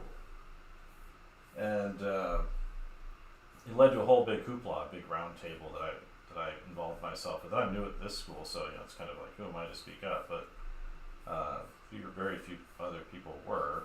So, but this is someone who is very capable, someone who has a ton of experience in the film industry. He's worked with the biggest names: Cameron, Spielberg, Del Toro. As a concept artist, storyboard artist, he's immortalized as one of the Gallimimuses in Jurassic Park. Like, he's a big deal. Not a small potato at all. And it's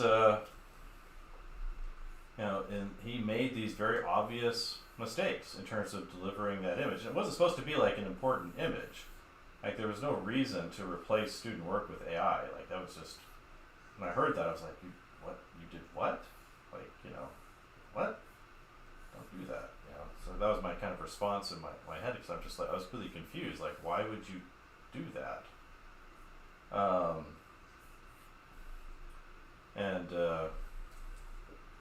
But one of the things I've kind of seen too with the people that really support it is they'll tell me two things, pretty much universally. When people say they want to use AI, that they see it as a tool in their creative process, they'll say, A, it's more efficient, which, you know, I guess there's a place for efficiency in the design process to a certain degree, but that's not really what design is about or for. It's not about being efficient, it's about being effective. You know, you can, if you generate 1,000 bad ideas, it's no, you know, it's worse than generating one bad idea, right? With more time. You know, if you generate, you know, if you come up with one, come on, stop that. I'm holding down shift and then I'm clicking. And then I'm using control to pull back. There we go. There's too many buttons on these things. But,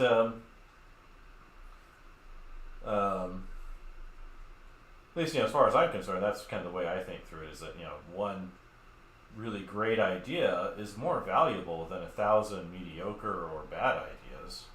And that's all you really need, is a really great idea.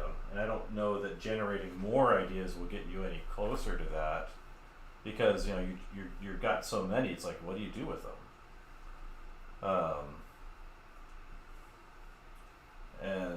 So that is like, so the efficiency argument, I just don't find all that compelling. And, you know, the more I hear it, it's just like, it doesn't really work for me. The other one that I'll hear from people that are supportive of, and this one, like, I just completely flabbergasts me every single time, is they basically say it's more creative than they are. That it comes up with more ideas, it comes up with things that they would not come up with on their own. And for me, I've got so many things in my head that I want to do. I just don't know how anyone can think that way. And it's not like I'm, you know, 25 years old or anything. I'm 46.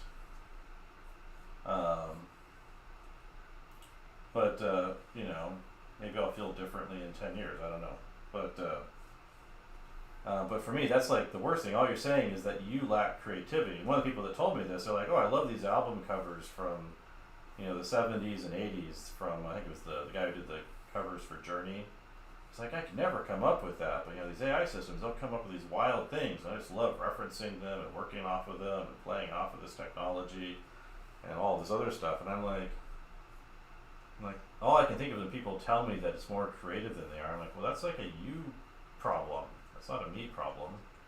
Maybe I'm not that creative, I don't know. You know, if, you know, limited by my own perception, I think. But,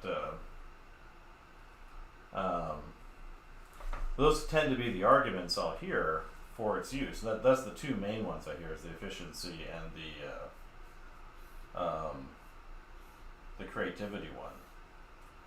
And I think what we're kind of seeing right now with the AI stuff, because I started paying attention to it a lot more recently because of the discussions we've been having here at the university. Initially, kind of, I would look at things, I would try them out a little bit, but I would just kind of ignore it, because it just wasn't, like, there wasn't anything for me to do with it. And so I was just like, whatever. You know, it's fine, I guess. But the more I learn about, you know, how the stuff is sourced, its overall effect, you know, whether that's, you know, environmental or, you know, my concern more maybe just the creative side of thing, how it affects people's creativity and confidence. It's like, you know, that's in some ways that's a bigger issue to me than anything else. But you also learn, you know, like, some of the data sources will come from very, very polluted sources. There's a news report out now that Facebook or Meta knowingly, with Zuckerberg's approval, used pirated data, like off of torrents, to train their systems.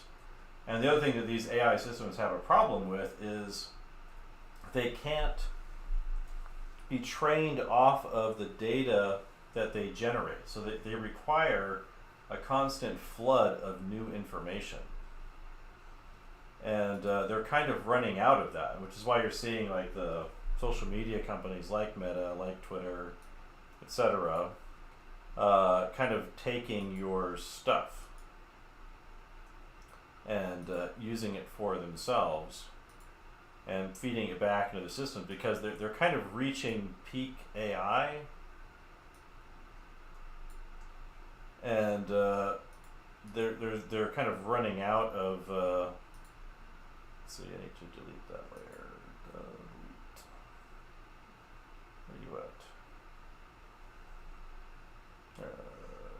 trash, but minus. There we go.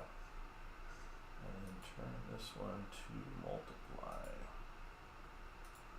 There we go, and then pull it back. So they're kind of running out of that data. That's new. So that and then some people kind of think we're going to get AGI out of these systems, which is not what's going to happen. The computer power isn't there for it. The infrastructure isn't there for that. The kind of power requirements, information requirements that are needed aren't there. But they're talking. Some people are talking it up, but they're just kind of, it's just marketing talk. And so there's a lot of kind of nonsense going on top of that. But yeah, so the more I learn, it's just kind of like, what are people even trying to have happen? And I think what's going on is because of the way our currencies work internationally, is the fiat currencies, the central banks, has driven so much money into the stock markets. A, you can't save money, but B, that's also created a negative externality, as the economists would say, that requires that stock prices go up. And so we're seeing kind of these churning boom and bust cycles with different things come in more and more quickly. So we saw it kind of with NFTs, and I think NFTs is kind of interesting, but it kind of ran into this whole big problem where it doesn't quite work like they were saying it was going to work. Like you can take NFTs off of chains that they're on originally and move them around, which means the artist can't keep benefiting from it if it moves to a different chain.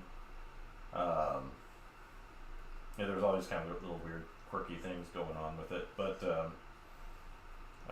you saw that kind of came and went really fast, and then the metaverse stuff started popping in really fast, and a bunch of these companies like Meta changed their name not only, but also were dumping billions of dollars into this, and they were doing that just to drive up their stock prices. And that's what we're seeing right now with all this AI stuff, is they're pumping it into every product, whether it has a purpose. And I've seen AI toothbrushes, for crying out loud. And that's when you kind of know you're in a boom and a bust.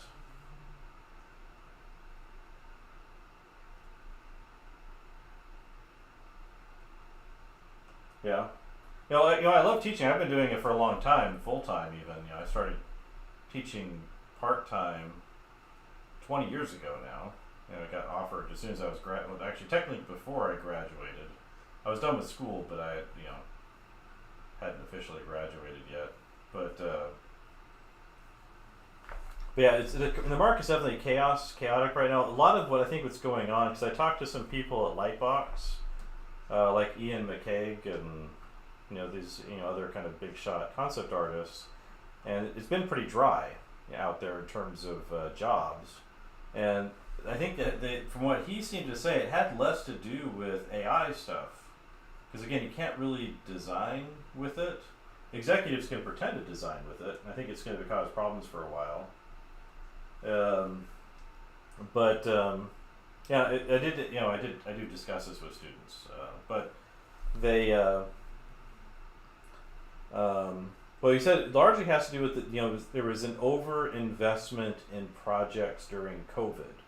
So like a bunch of game studios were hiring like crazy because people were at home playing games. Like I saw with Bungie, they fired a bunch of people. It has I think less to do with certain things as much as it had to do with the fact that they over-invested in their growth during COVID, and you saw that with a lot of companies. And then you see, people have also invested in projects that failed. So there's been like a lot of major Hollywood films that did not perform as they needed to for them to be profitable. Now, you look at what's going on with, Disney and their different projects. They've got all these major projects that should be doing really well. Like, Star Wars should be an easy product to do, but they've really tanked that whole property just by being idiots about it. It's not hard to make awesome Star Wars. You have cool adventures with cool people doing fun things, and they turned it into the Why Not show, the Why Not show, and it's just kind of crazy. But So there's a lot of that where there's been a lot of cutback on the scope and scale and number of projects at these studios across the entertainment markets because of those over investments, and then you pile the inflationary aspects of the the overall market on top of that, and you've got a very serious problem for people to find work. So I think at Lightbox, I wasn't there for his presentation, but Craig Mullins said he hasn't had work in 6 months, and it's like, what? Him whispering he's finishing up a project should have 20 people lined up at his door, hitting him up on his phone.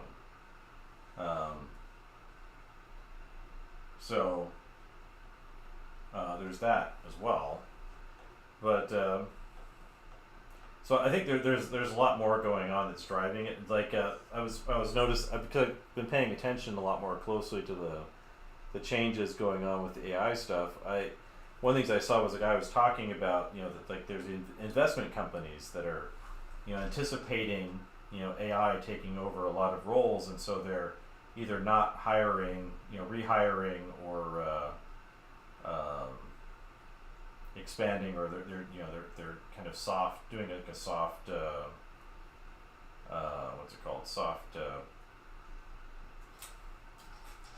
layoffs, where they're letting people leave, but they're not rehiring for those positions because they said they're going to do things with the AI, but really what it is, they just don't have as much work for people to do, because of the financial problems, and so they're using that as leverage to talk about them investing in AI as a way of driving investment toward them, because anybody sticks AI onto anything, they get investments.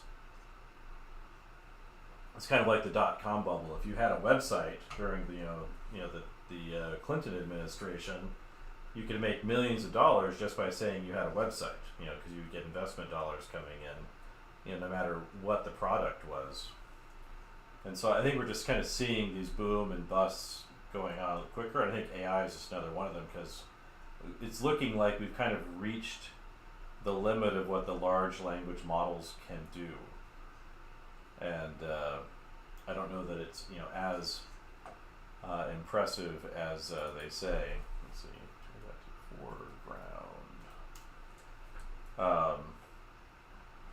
So that's kind of my perception of things, and maybe I'm wrong about that, but interesting. Is that at an angle? It is at an angle. That shouldn't be at an angle. Look at that. Speaking of your unconscious incompetence, this thing is sitting at an angle. I think it's because the camera's at an angle. Let's see, let's get that camera in the right spot, because I've been drawing from the view as a result. So let's go object, and let's see, click on the camera, let's see, where's the item? There it is, 0, and then the next one should be 0, and then this one should be 90. Yeah, so speaking of your unconscious incompetence, this is right there, right? Alright, let's try and fix that.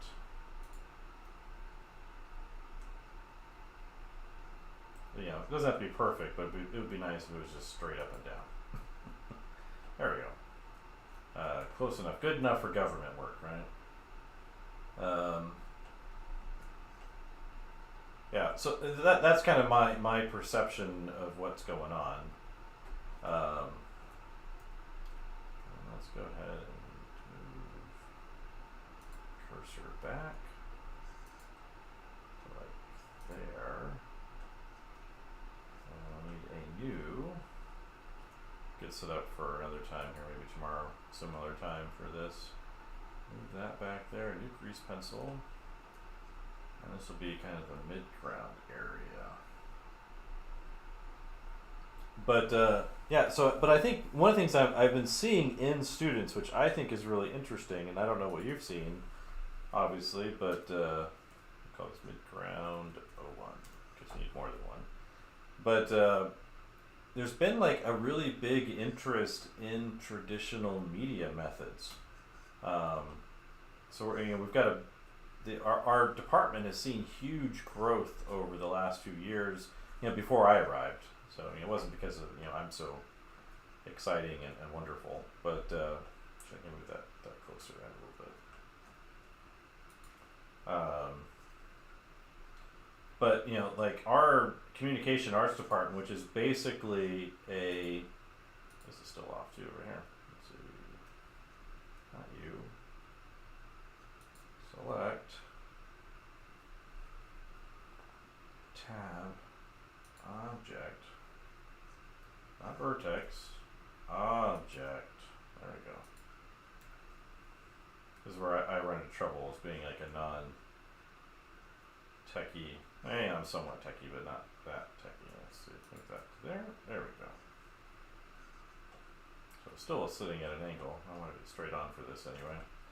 But a lot of interest from the students, even in like this concept art class, in doing. Let's see, where's this at? Let's see, there you are. Okay, that's good.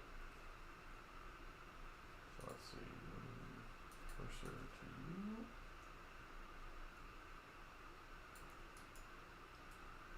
Snap, selection to cursor, there we go. But there's been a lot of interest in the students in shifting from doing digital work to doing traditional work, and even a concept art class. And which I think is really interesting. I don't have any problem with that. There's still people that do it. You look at like your Nico Marlays, or even like your was it George Brad?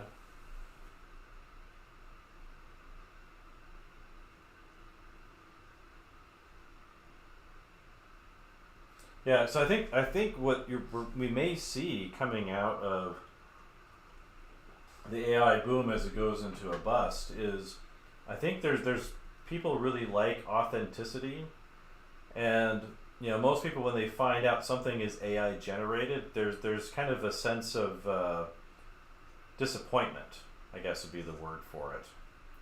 That they're like, oh, well, never mind, right? Like, oh, like people will share memes or videos, like. My parents, they'll watch, when I was home for Christmas, I'd see them watch, some kind of cheesy AI generated thing on YouTube or whatever, and they're in their 70s. Whatever, I guess. But, as soon as you're like, well, that's AI, they're kind of like, oh, it's kind of like, well, whatever. It's disposable. That's the other thing with it. Like, it literally has no value.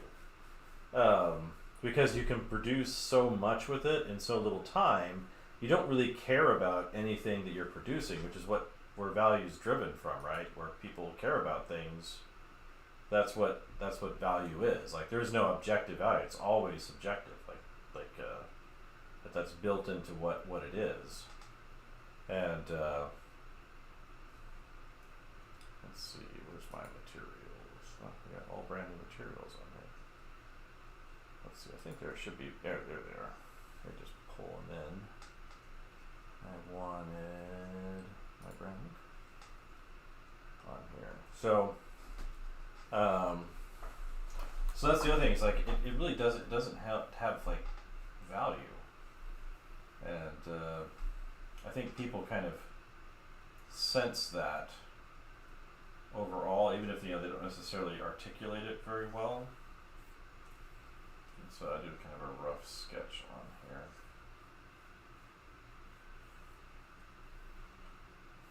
And so I think, traditional work, or I always hate the word traditional work. I prefer analog, just so I think it's a better description of what's going on, with the work. Sync this back as a rough sketch, label it as such, and maybe turn off caps lock. So yeah, and so I think that's part of it. So I think people seeing, real skills being, really developed, and seeing those physical analog productions, I think, would have a certain kind of value to it. And in addition to that kind of disappointment with the use of AI, because I know you experimented with it a bit, so like I have a little bit. Because when things come out, it's like, oh well, like my website stuff, like it says, oh, use AI to touch up your words. So I'm like, oh, let's see what it does. And every time I've tried it, it's like it just makes things worse. Like it doesn't actually improve it. Like it makes things wordier or whatever. Maybe it's technically it's an issue where I have to spend more time training it or something. But at the same time, like I kind of know what I want to say. I haven't watched that. I should watch that. I tried watching Guillermo's. He had that Netflix TV series, kind of like almost like a what's it called? It was an anthology series, but I was trying to think of the Twilight Zone. Kind of like Twilight Zone. And I watched a few of them. They always feel like a little heavy-handed in terms of like their lessons that they're putting in there. Like it almost feels like it's rather than like telling me a story about a real person, it feels like an allegory. But I don't know. Maybe that's just a jaded me thinking out loud too much. But I should watch it. Yeah, Cabinet of Curiosities. I mean, the visuals are incredible. I should probably just go back and watch it, give it another go.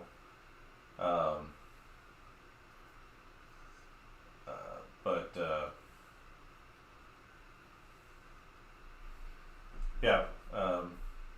Guillermo, he's definitely has opinions on AI, right? He's made his sort of statements about it, and just does not approve, or like Miyazaki and some others have kind of spoken up about it. But then again, James Cameron, he's like, oh, this stuff's great, let's do this, and he's like Mr. Terminator, which is funny. Not sure what to make of that.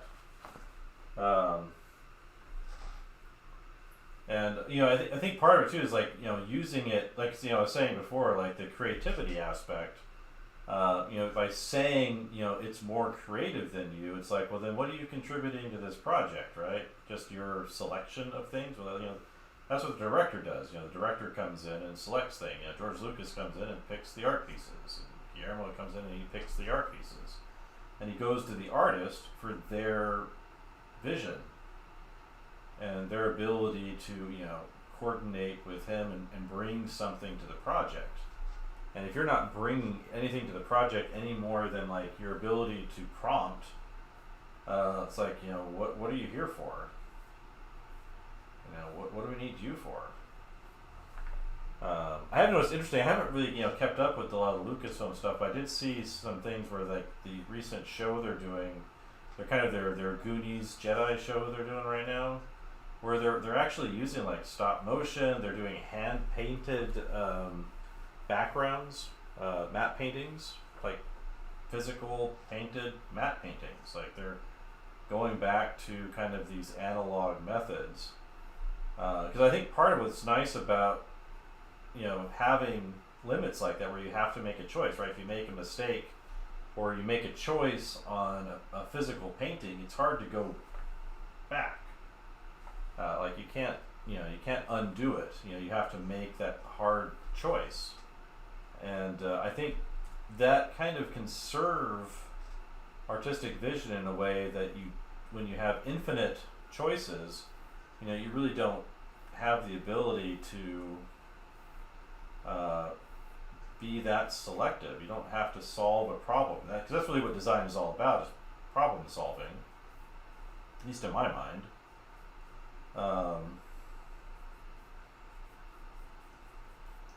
And so, there's that. So like I've been thinking about it a lot more just because of the conversations I've been forced to have. And some of the faculty here, they want to integrate AI. And I think the university is looking at it. I think Meta may have invested a bunch of money in the university, and that may be putting their thumb on the scale as a result. And then like a number of the people in my department, including the department chair, the prior department chair, this person I was talking about before, one of the very kind of tech-oriented 3D guys, they're all very pro AI. We had, this round table I mentioned. One of them, the 3D guy, like he was sitting there prompting away on Chat GPT while we were all talking about stuff, getting answers on the sly, I guess, or something. And let me do some potted plants up here in the foreground, right? But so, that's the other thing that I kind of see. He's like, he wasn't thinking for himself. He's just like driving these questions into it. The thing is, like, you get answers in these systems, but like you don't. Like, the other thing I don't like about them is it's hard to say what's real coming out of them and how much is hallucinated, and which can be a real problem. Like if it's telling you things that are inaccurate, like there's kind of very public instances where, like, say a chat program like ChatGPT will tell people to ingest poisonous mushrooms or drive off a cliff or use toxic chemicals and things like that, because it doesn't know what it's talking about. It's just kind of regurgitating and recombining information in a way that it's kind of averaging out into what it's trying to anticipate your positive or negative response to something. So it doesn't know what it's doing, and so you might get bad information from a person. Obviously, you do a search online, you find something, but because everyone has to invest in that information more, it tends to mean you can find better sources. But if you don't know to even look at real sources, it kind of breaks down your ability to acquire good information. It's like the Google summaries, right, that we get now at the top of Google when we do a search. Like there's been plenty of times where I've been looking up something, and I kind of skip looking at them now just because it's happened so many times where I'm trying to find, like, I was using Photoshop, and there's a shortcut to combine all of the lower layers into a new layer that's flattened, but it keeps the old layers. And there's like a little shortcut for it. I couldn't remember what it was, so I did a search for it, and the Google summary kept giving me the one that I didn't want, the one that just merged all the layers, and didn't give me the new one. And that's not that big of a deal, but if it's that wrong about that, what else is it not being correct about? And I'd rather go on a forum where people are putting out questions and giving out answers, and maybe not all of them are right, but usually some busybody on one of those forums has got a decent answer, I think.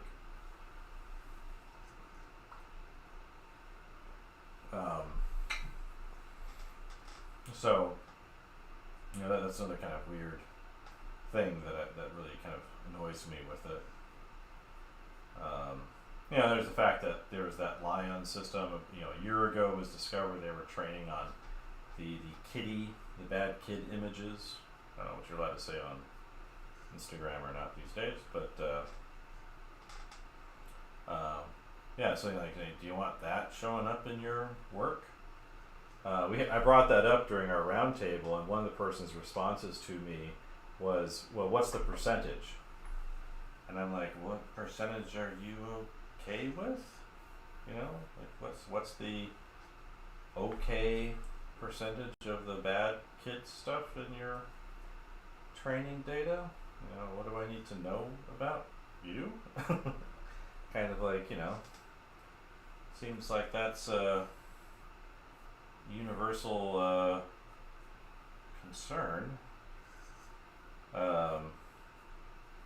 They since claimed, once it was revealed, that they've removed it from their training sets, but the LLMs were already trained on it. If different ones that people were using it to reference, it was already done.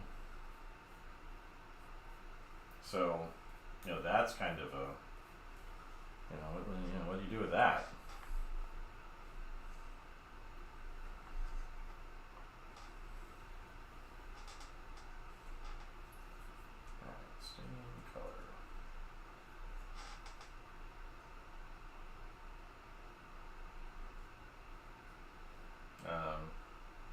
So yeah, like I said before, I wasn't paying that much attention, but then, some of these professors are trying to drive it into the classroom, and so I'm like, well, what's going on here? Like, what's the story? Um, so it's kind of been driving my interest a little bit ever since. I've been paying way more attention than I would like to it. And I was mostly kind of keeping a neutral point of view on it at the school up until this roundtable happened. Up until the professor replaced the student work. So when that happened, I knew it was a big controversy with the students, and it was relevant to my concept drawing class. And so I opened up my class at the weekend after that, and said, "Hey, what do you guys think about this?" And I didn't give my opinion. In fact, after this, I let the students talk, and they talked for like an hour and a half about it. Like they went for a long time, and then one of them was like, "Hey, professor, you really haven't said anything. What do you think?" Because in general, like I want students to have their own thoughts. I want them to come to their own conclusions and think for themselves. Mostly. As long as we're doing our projects and everything, it's not my job to tell them what they should think necessarily. It's just help them through their drawings and processes in the class. And so I brought up some of these issues that I've yelled about here, and because a lot of times they have a lower, not say worse, but they the limits of what their concerns are tend to be more emotional and reactionary. They know that there's something that they don't like about it, and they're afraid that it's going to affect what they're doing because they've invested some time in school and they don't know what that's going to mean. And even if they switch to a different major like accounting, how's this stuff going to affect accounting? It's or lawyers or engineers or these other things, and it's hard to say. Though I can say, we may have reached the peak of what it's capable of, but we'll find out.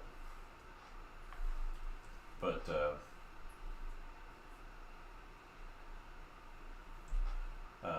so I gave my opinion then, so now it's kind of out there. But I would never tell a student they're a bad person for being curious about it or wondering about it. One of my students after the roundtable, she put together a survey asking students' opinions about it because she was really disappointed with the outcomes or the quality of conversation at the roundtable because it was kind of a mess, frankly speaking. I got contacted by some press about it, but opted to not pursue the interview with them just because I wanted to see what happened at the school. But she put together this survey, and of the 600 students in the major, this communication arts major, she got 120 some odd responses, and it's almost universal. Like, students want absolutely nothing to do with it. It's not why they're in the major. They're there to learn to draw, tell their own stories, learn to paint, learn to illustrate, learn to compose, learn concept art or visual effects or all these other things. And they really want the hard skills. They don't want anything to do with using the AI stuff. And I thought that was interesting because I thought there might be I assumed a majority wouldn't like it, but I didn't anticipate it to be 120 to 3, because there's 3 responses that were pro, and then I think there was 2 that were kind of it's inevitable, and so we might as well figure it out, and I'm not certain about it, but we'll see kind of attitude. There's 2 or 3 of those, and then a couple that were oh yeah, I love it, I think it's great, it's very helpful in my work, etc. And then everybody else was just, no, we don't want it, it's not what we're here for. And that's kind of part of my attitude too, is if it becomes an important part of whatever future workplaces they're in, It's not hard to use. It's like it takes an afternoon to figure out, and there's no real benefit to adding it to the course when there's so many other things that would add to their their abilities to do things. So that's kind of the other part of it too that I look at. I'm like, well, yeah, even if it is inevitable part of what we're doing, then there it is. But it's not. These systems aren't challenging in any way. And if they continue on the track that the boosters tend to claim, then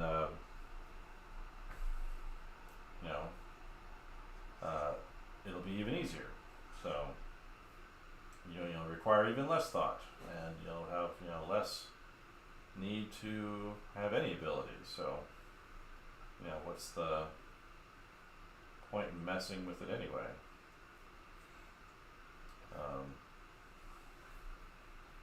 And then kind of in response to that, I'm encouraging some significant changes within the department to help craft a more robust illustration track inside the major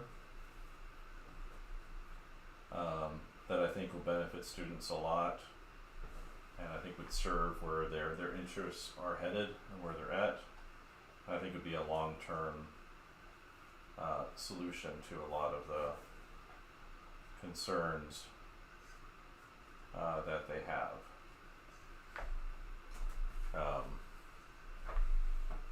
So I don't know. I could be wrong about this, but this is kind of where my mind has gone about it.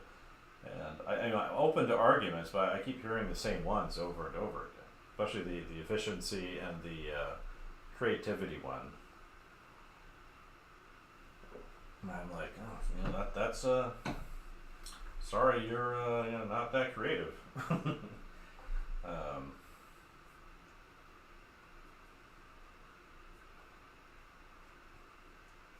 Yeah, but for me, it has all the signs of another kind of false boom, and I think it's primarily being used to gin up stock prices. I mean, even look at like Apple. The way they've set up their deal with OpenAI is they barely mention it. They're licensing it, but Apple's perfectly capable of developing their own systems. But they're not. And I think they're looking at it and they're like, well, really, how much is there for us? I mean, like I saw a news report this fall that I pointed out at my roundtable that both Microsoft and Meta are separately looking at licensing exclusive access to nuclear power plants to fuel their AI systems. So Microsoft wants to reopen 3 Mile Island, which is famous for its near meltdown.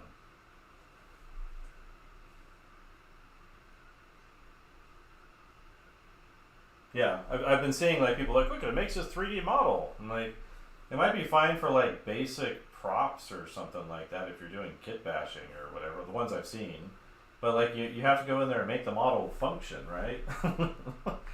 And you need an artist to go in there and make the topology work. Like you can do certain topological things, right? Automatically with like quad remesher or whatever.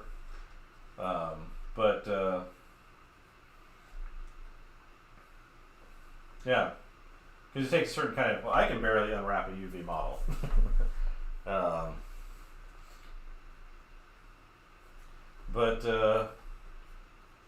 Yeah. So, yeah, because like I said, I know you were kind of more curious about a lot of the AI stuff earlier on, but I think we're kind of looking at the effect it's having on. I think, like I said, my big concern is that human creativity, that Dunning-Kruger scale, that it's going to drive us into like an idiocracy to a certain degree, which is much worse, I think, than the Terminator nightmare in certain ways. And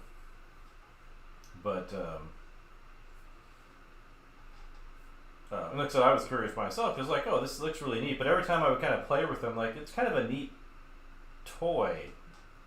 Was kind of always my response. Like it's kind of a neat toy, but it's something I could ever take seriously.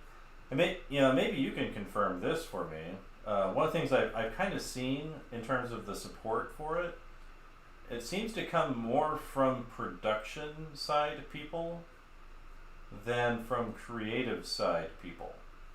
So say like visual effects artists or animators, I've seen tend to be more supportive of it as opposed to illustrators and concept artists who whose a big part of what they do is the creation of ideas. And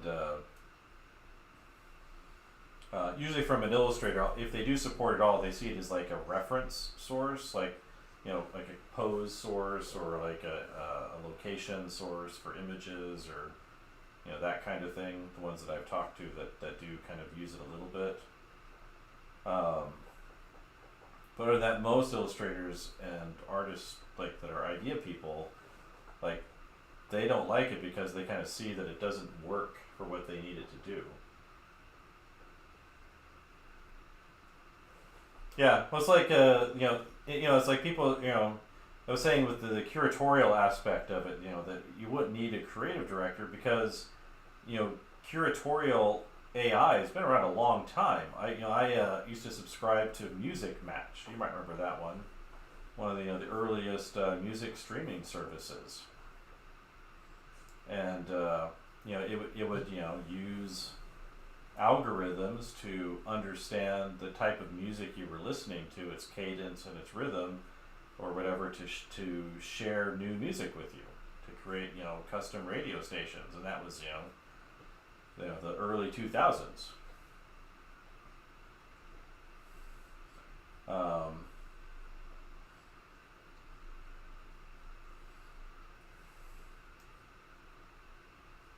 Yeah, so I don't know that much about visual effects, so that's more of your specialty area. But I think the concern most of us have is with that generative aspect of it, as opposed to the visual effects or whatever, kind of chopping stuff out. I was talking to one colleague. He's like, "You've never used the generative fill background in Adobe Illustrator?" I was like, "Actually, no. I've never even thought about it." Wrong button. Toolbar. The line tool. That's too big.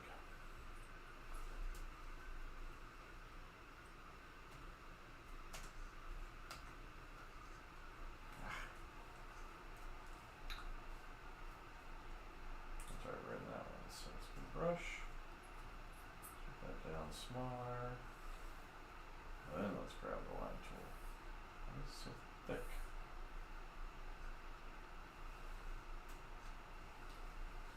Let's see if I can bring it down over here.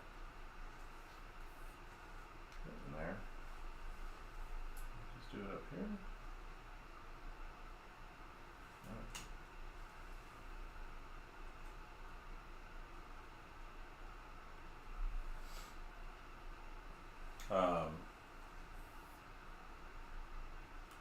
So light. That's our strength.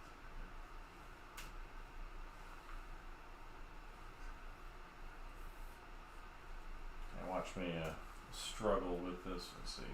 0.10. How do we type in a number? That's too much. How about 0.01? That's much better.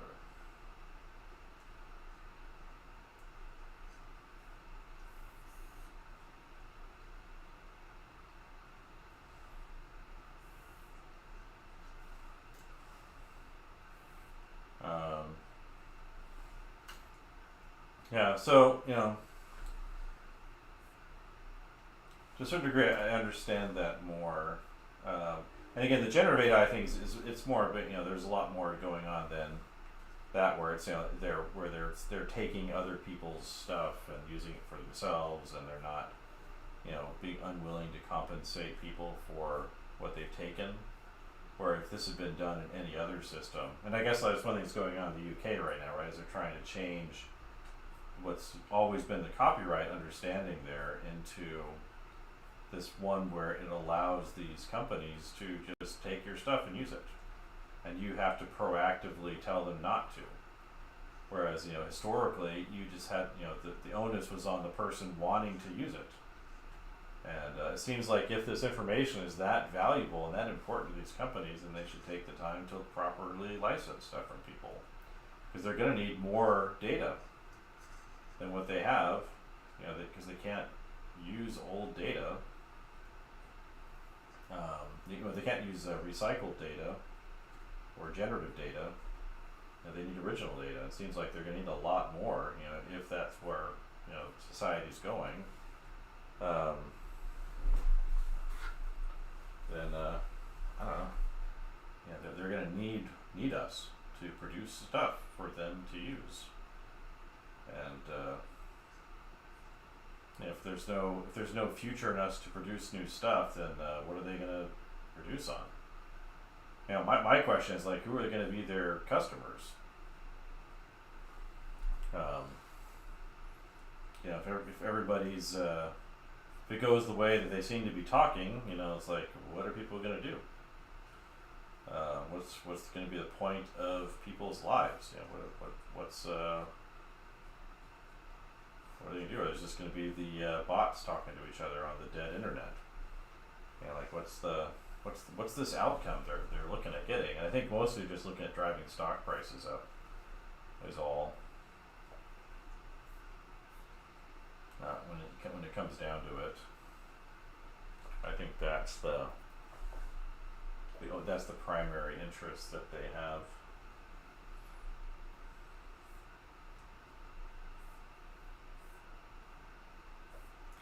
Make number go up.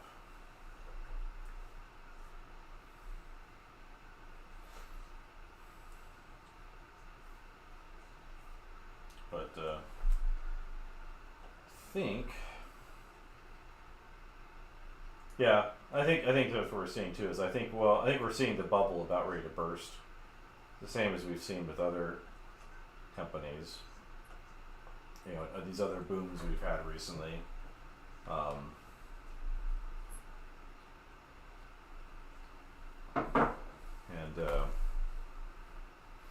Hopefully, the better outcome will come out of that. I don't always know what that's going to be. I like to think I have a good understanding of things, but I'm not always entirely convinced that I do.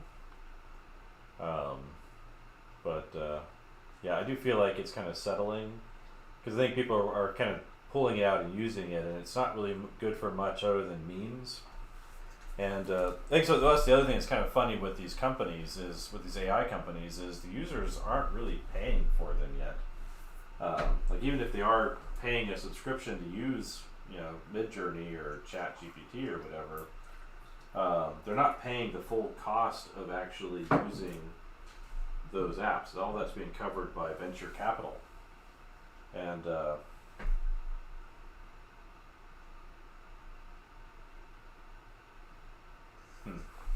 because people hate writing, right? Writing's a chore. But people aren't actually paying for it. So even if you're paying a subscription, you're paying for what's Microsoft's one, Copilot, or you're paying for any of these other ones. Like, you're not actually paying the full price of it. Most of it's being covered by investment, whether it's the company itself or outside investors coming in. I think that money's going to dry up in the near future. You've seen that a lot of, in a lot of terms of the tech bubbles. You've seen that a lot. We've seen that happen a lot of times. Yeah, VR. Yeah, because VR seems to pop up every few years, right? I think VR is neat, but the thing is, like, as long as you have to wear a brick on your face and you need a dedicated room in your house to use it, it's just not going to take off. Like, there's the cool sculpting apps. I've never used those, but just because I've got enough things to do. But like the VR sculpting looks cool. I think I've seen you do a bunch of cool stuff with that. and but yeah, it's like it's never really taken off as a mainstream thing, and because yeah, it's like you have to put a brick on your face, you know, and nobody wants to do that when it comes down to it for any extended period of time. It's like the metaverse stuff was like the solution, the problem that the metaverse stuff was trying to solve was already there. It's called Zoom and Skype, and you know that solution of instant communication visually with another human being across the planet, was solved a long time ago. And putting yourself in like a computer generated nightmare, isn't that appealing to people? Who knew, right? Ready Player One isn't ready.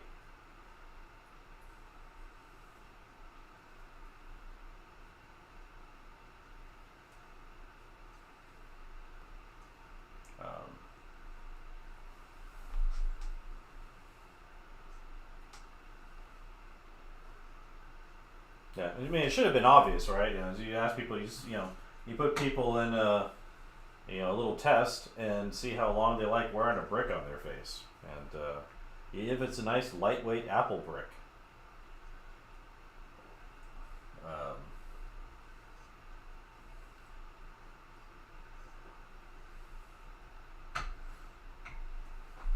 And Apple put a lot of money into their little headset, and then they pulled back on it because nobody wants it. William Gibson, who's that? There's my ignorance popping up.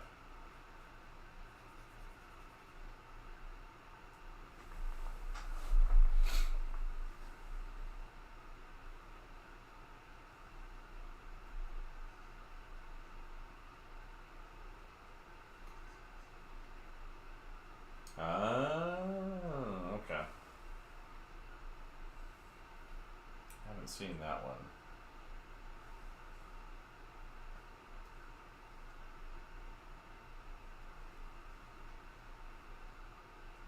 Oh, okay.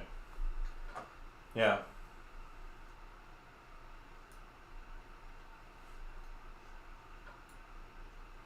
Yeah, I'm gonna have to. Isn't there an author who came with like the cyberpunk book series or something from the 80s? That. Yeah, I'm typing in here. Gibson. American Canadian fiction writer and essayist. This guy, right?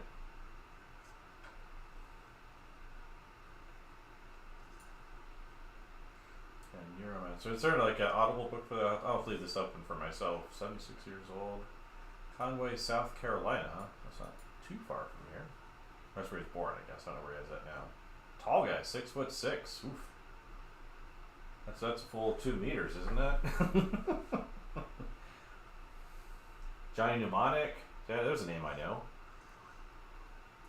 I did watch that TV series, The Peripheral. I didn't like it very much. I don't know how it compares to his book, but I was kind of confused about the motivations of the characters and why that girl was so good at everything. I don't know. I watched it. I'm like, I feel like this is supposed to be good. I have a feeling there was something that happened in the production where it kind of fell apart at some point. I had this kind of feeling when I'm watching it that there was a problem, because it looked like it was high production. I mean, there was a lot of like generative, not generative, but what's it called? Not generative, but the what's the word in?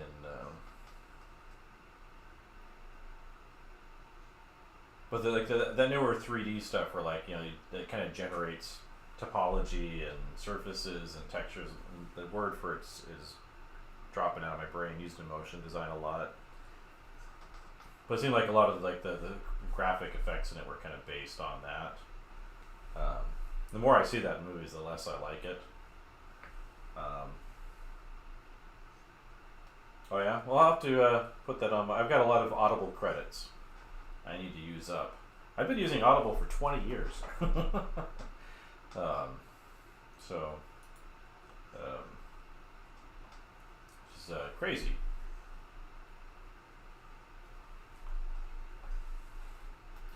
I did see the Expanse guys, that duo of writers. They're starting a new series, I guess. I started listening to it, but haven't gotten that far into it. Yeah, we got our semester starting next week, so I'm getting ready for that. But yeah, decided to come in here and do little of this tonight. But I think I should shut down. My dog's asking for his evening frozen broccoli, and it's getting to be 11 o'clock. So, but it's been good to talk, and yeah, please come in more often. Maybe we'll have to do figure out a dual stream or something sometime in the future. To our my one watcher. But yep. Have a good one. Have a good night.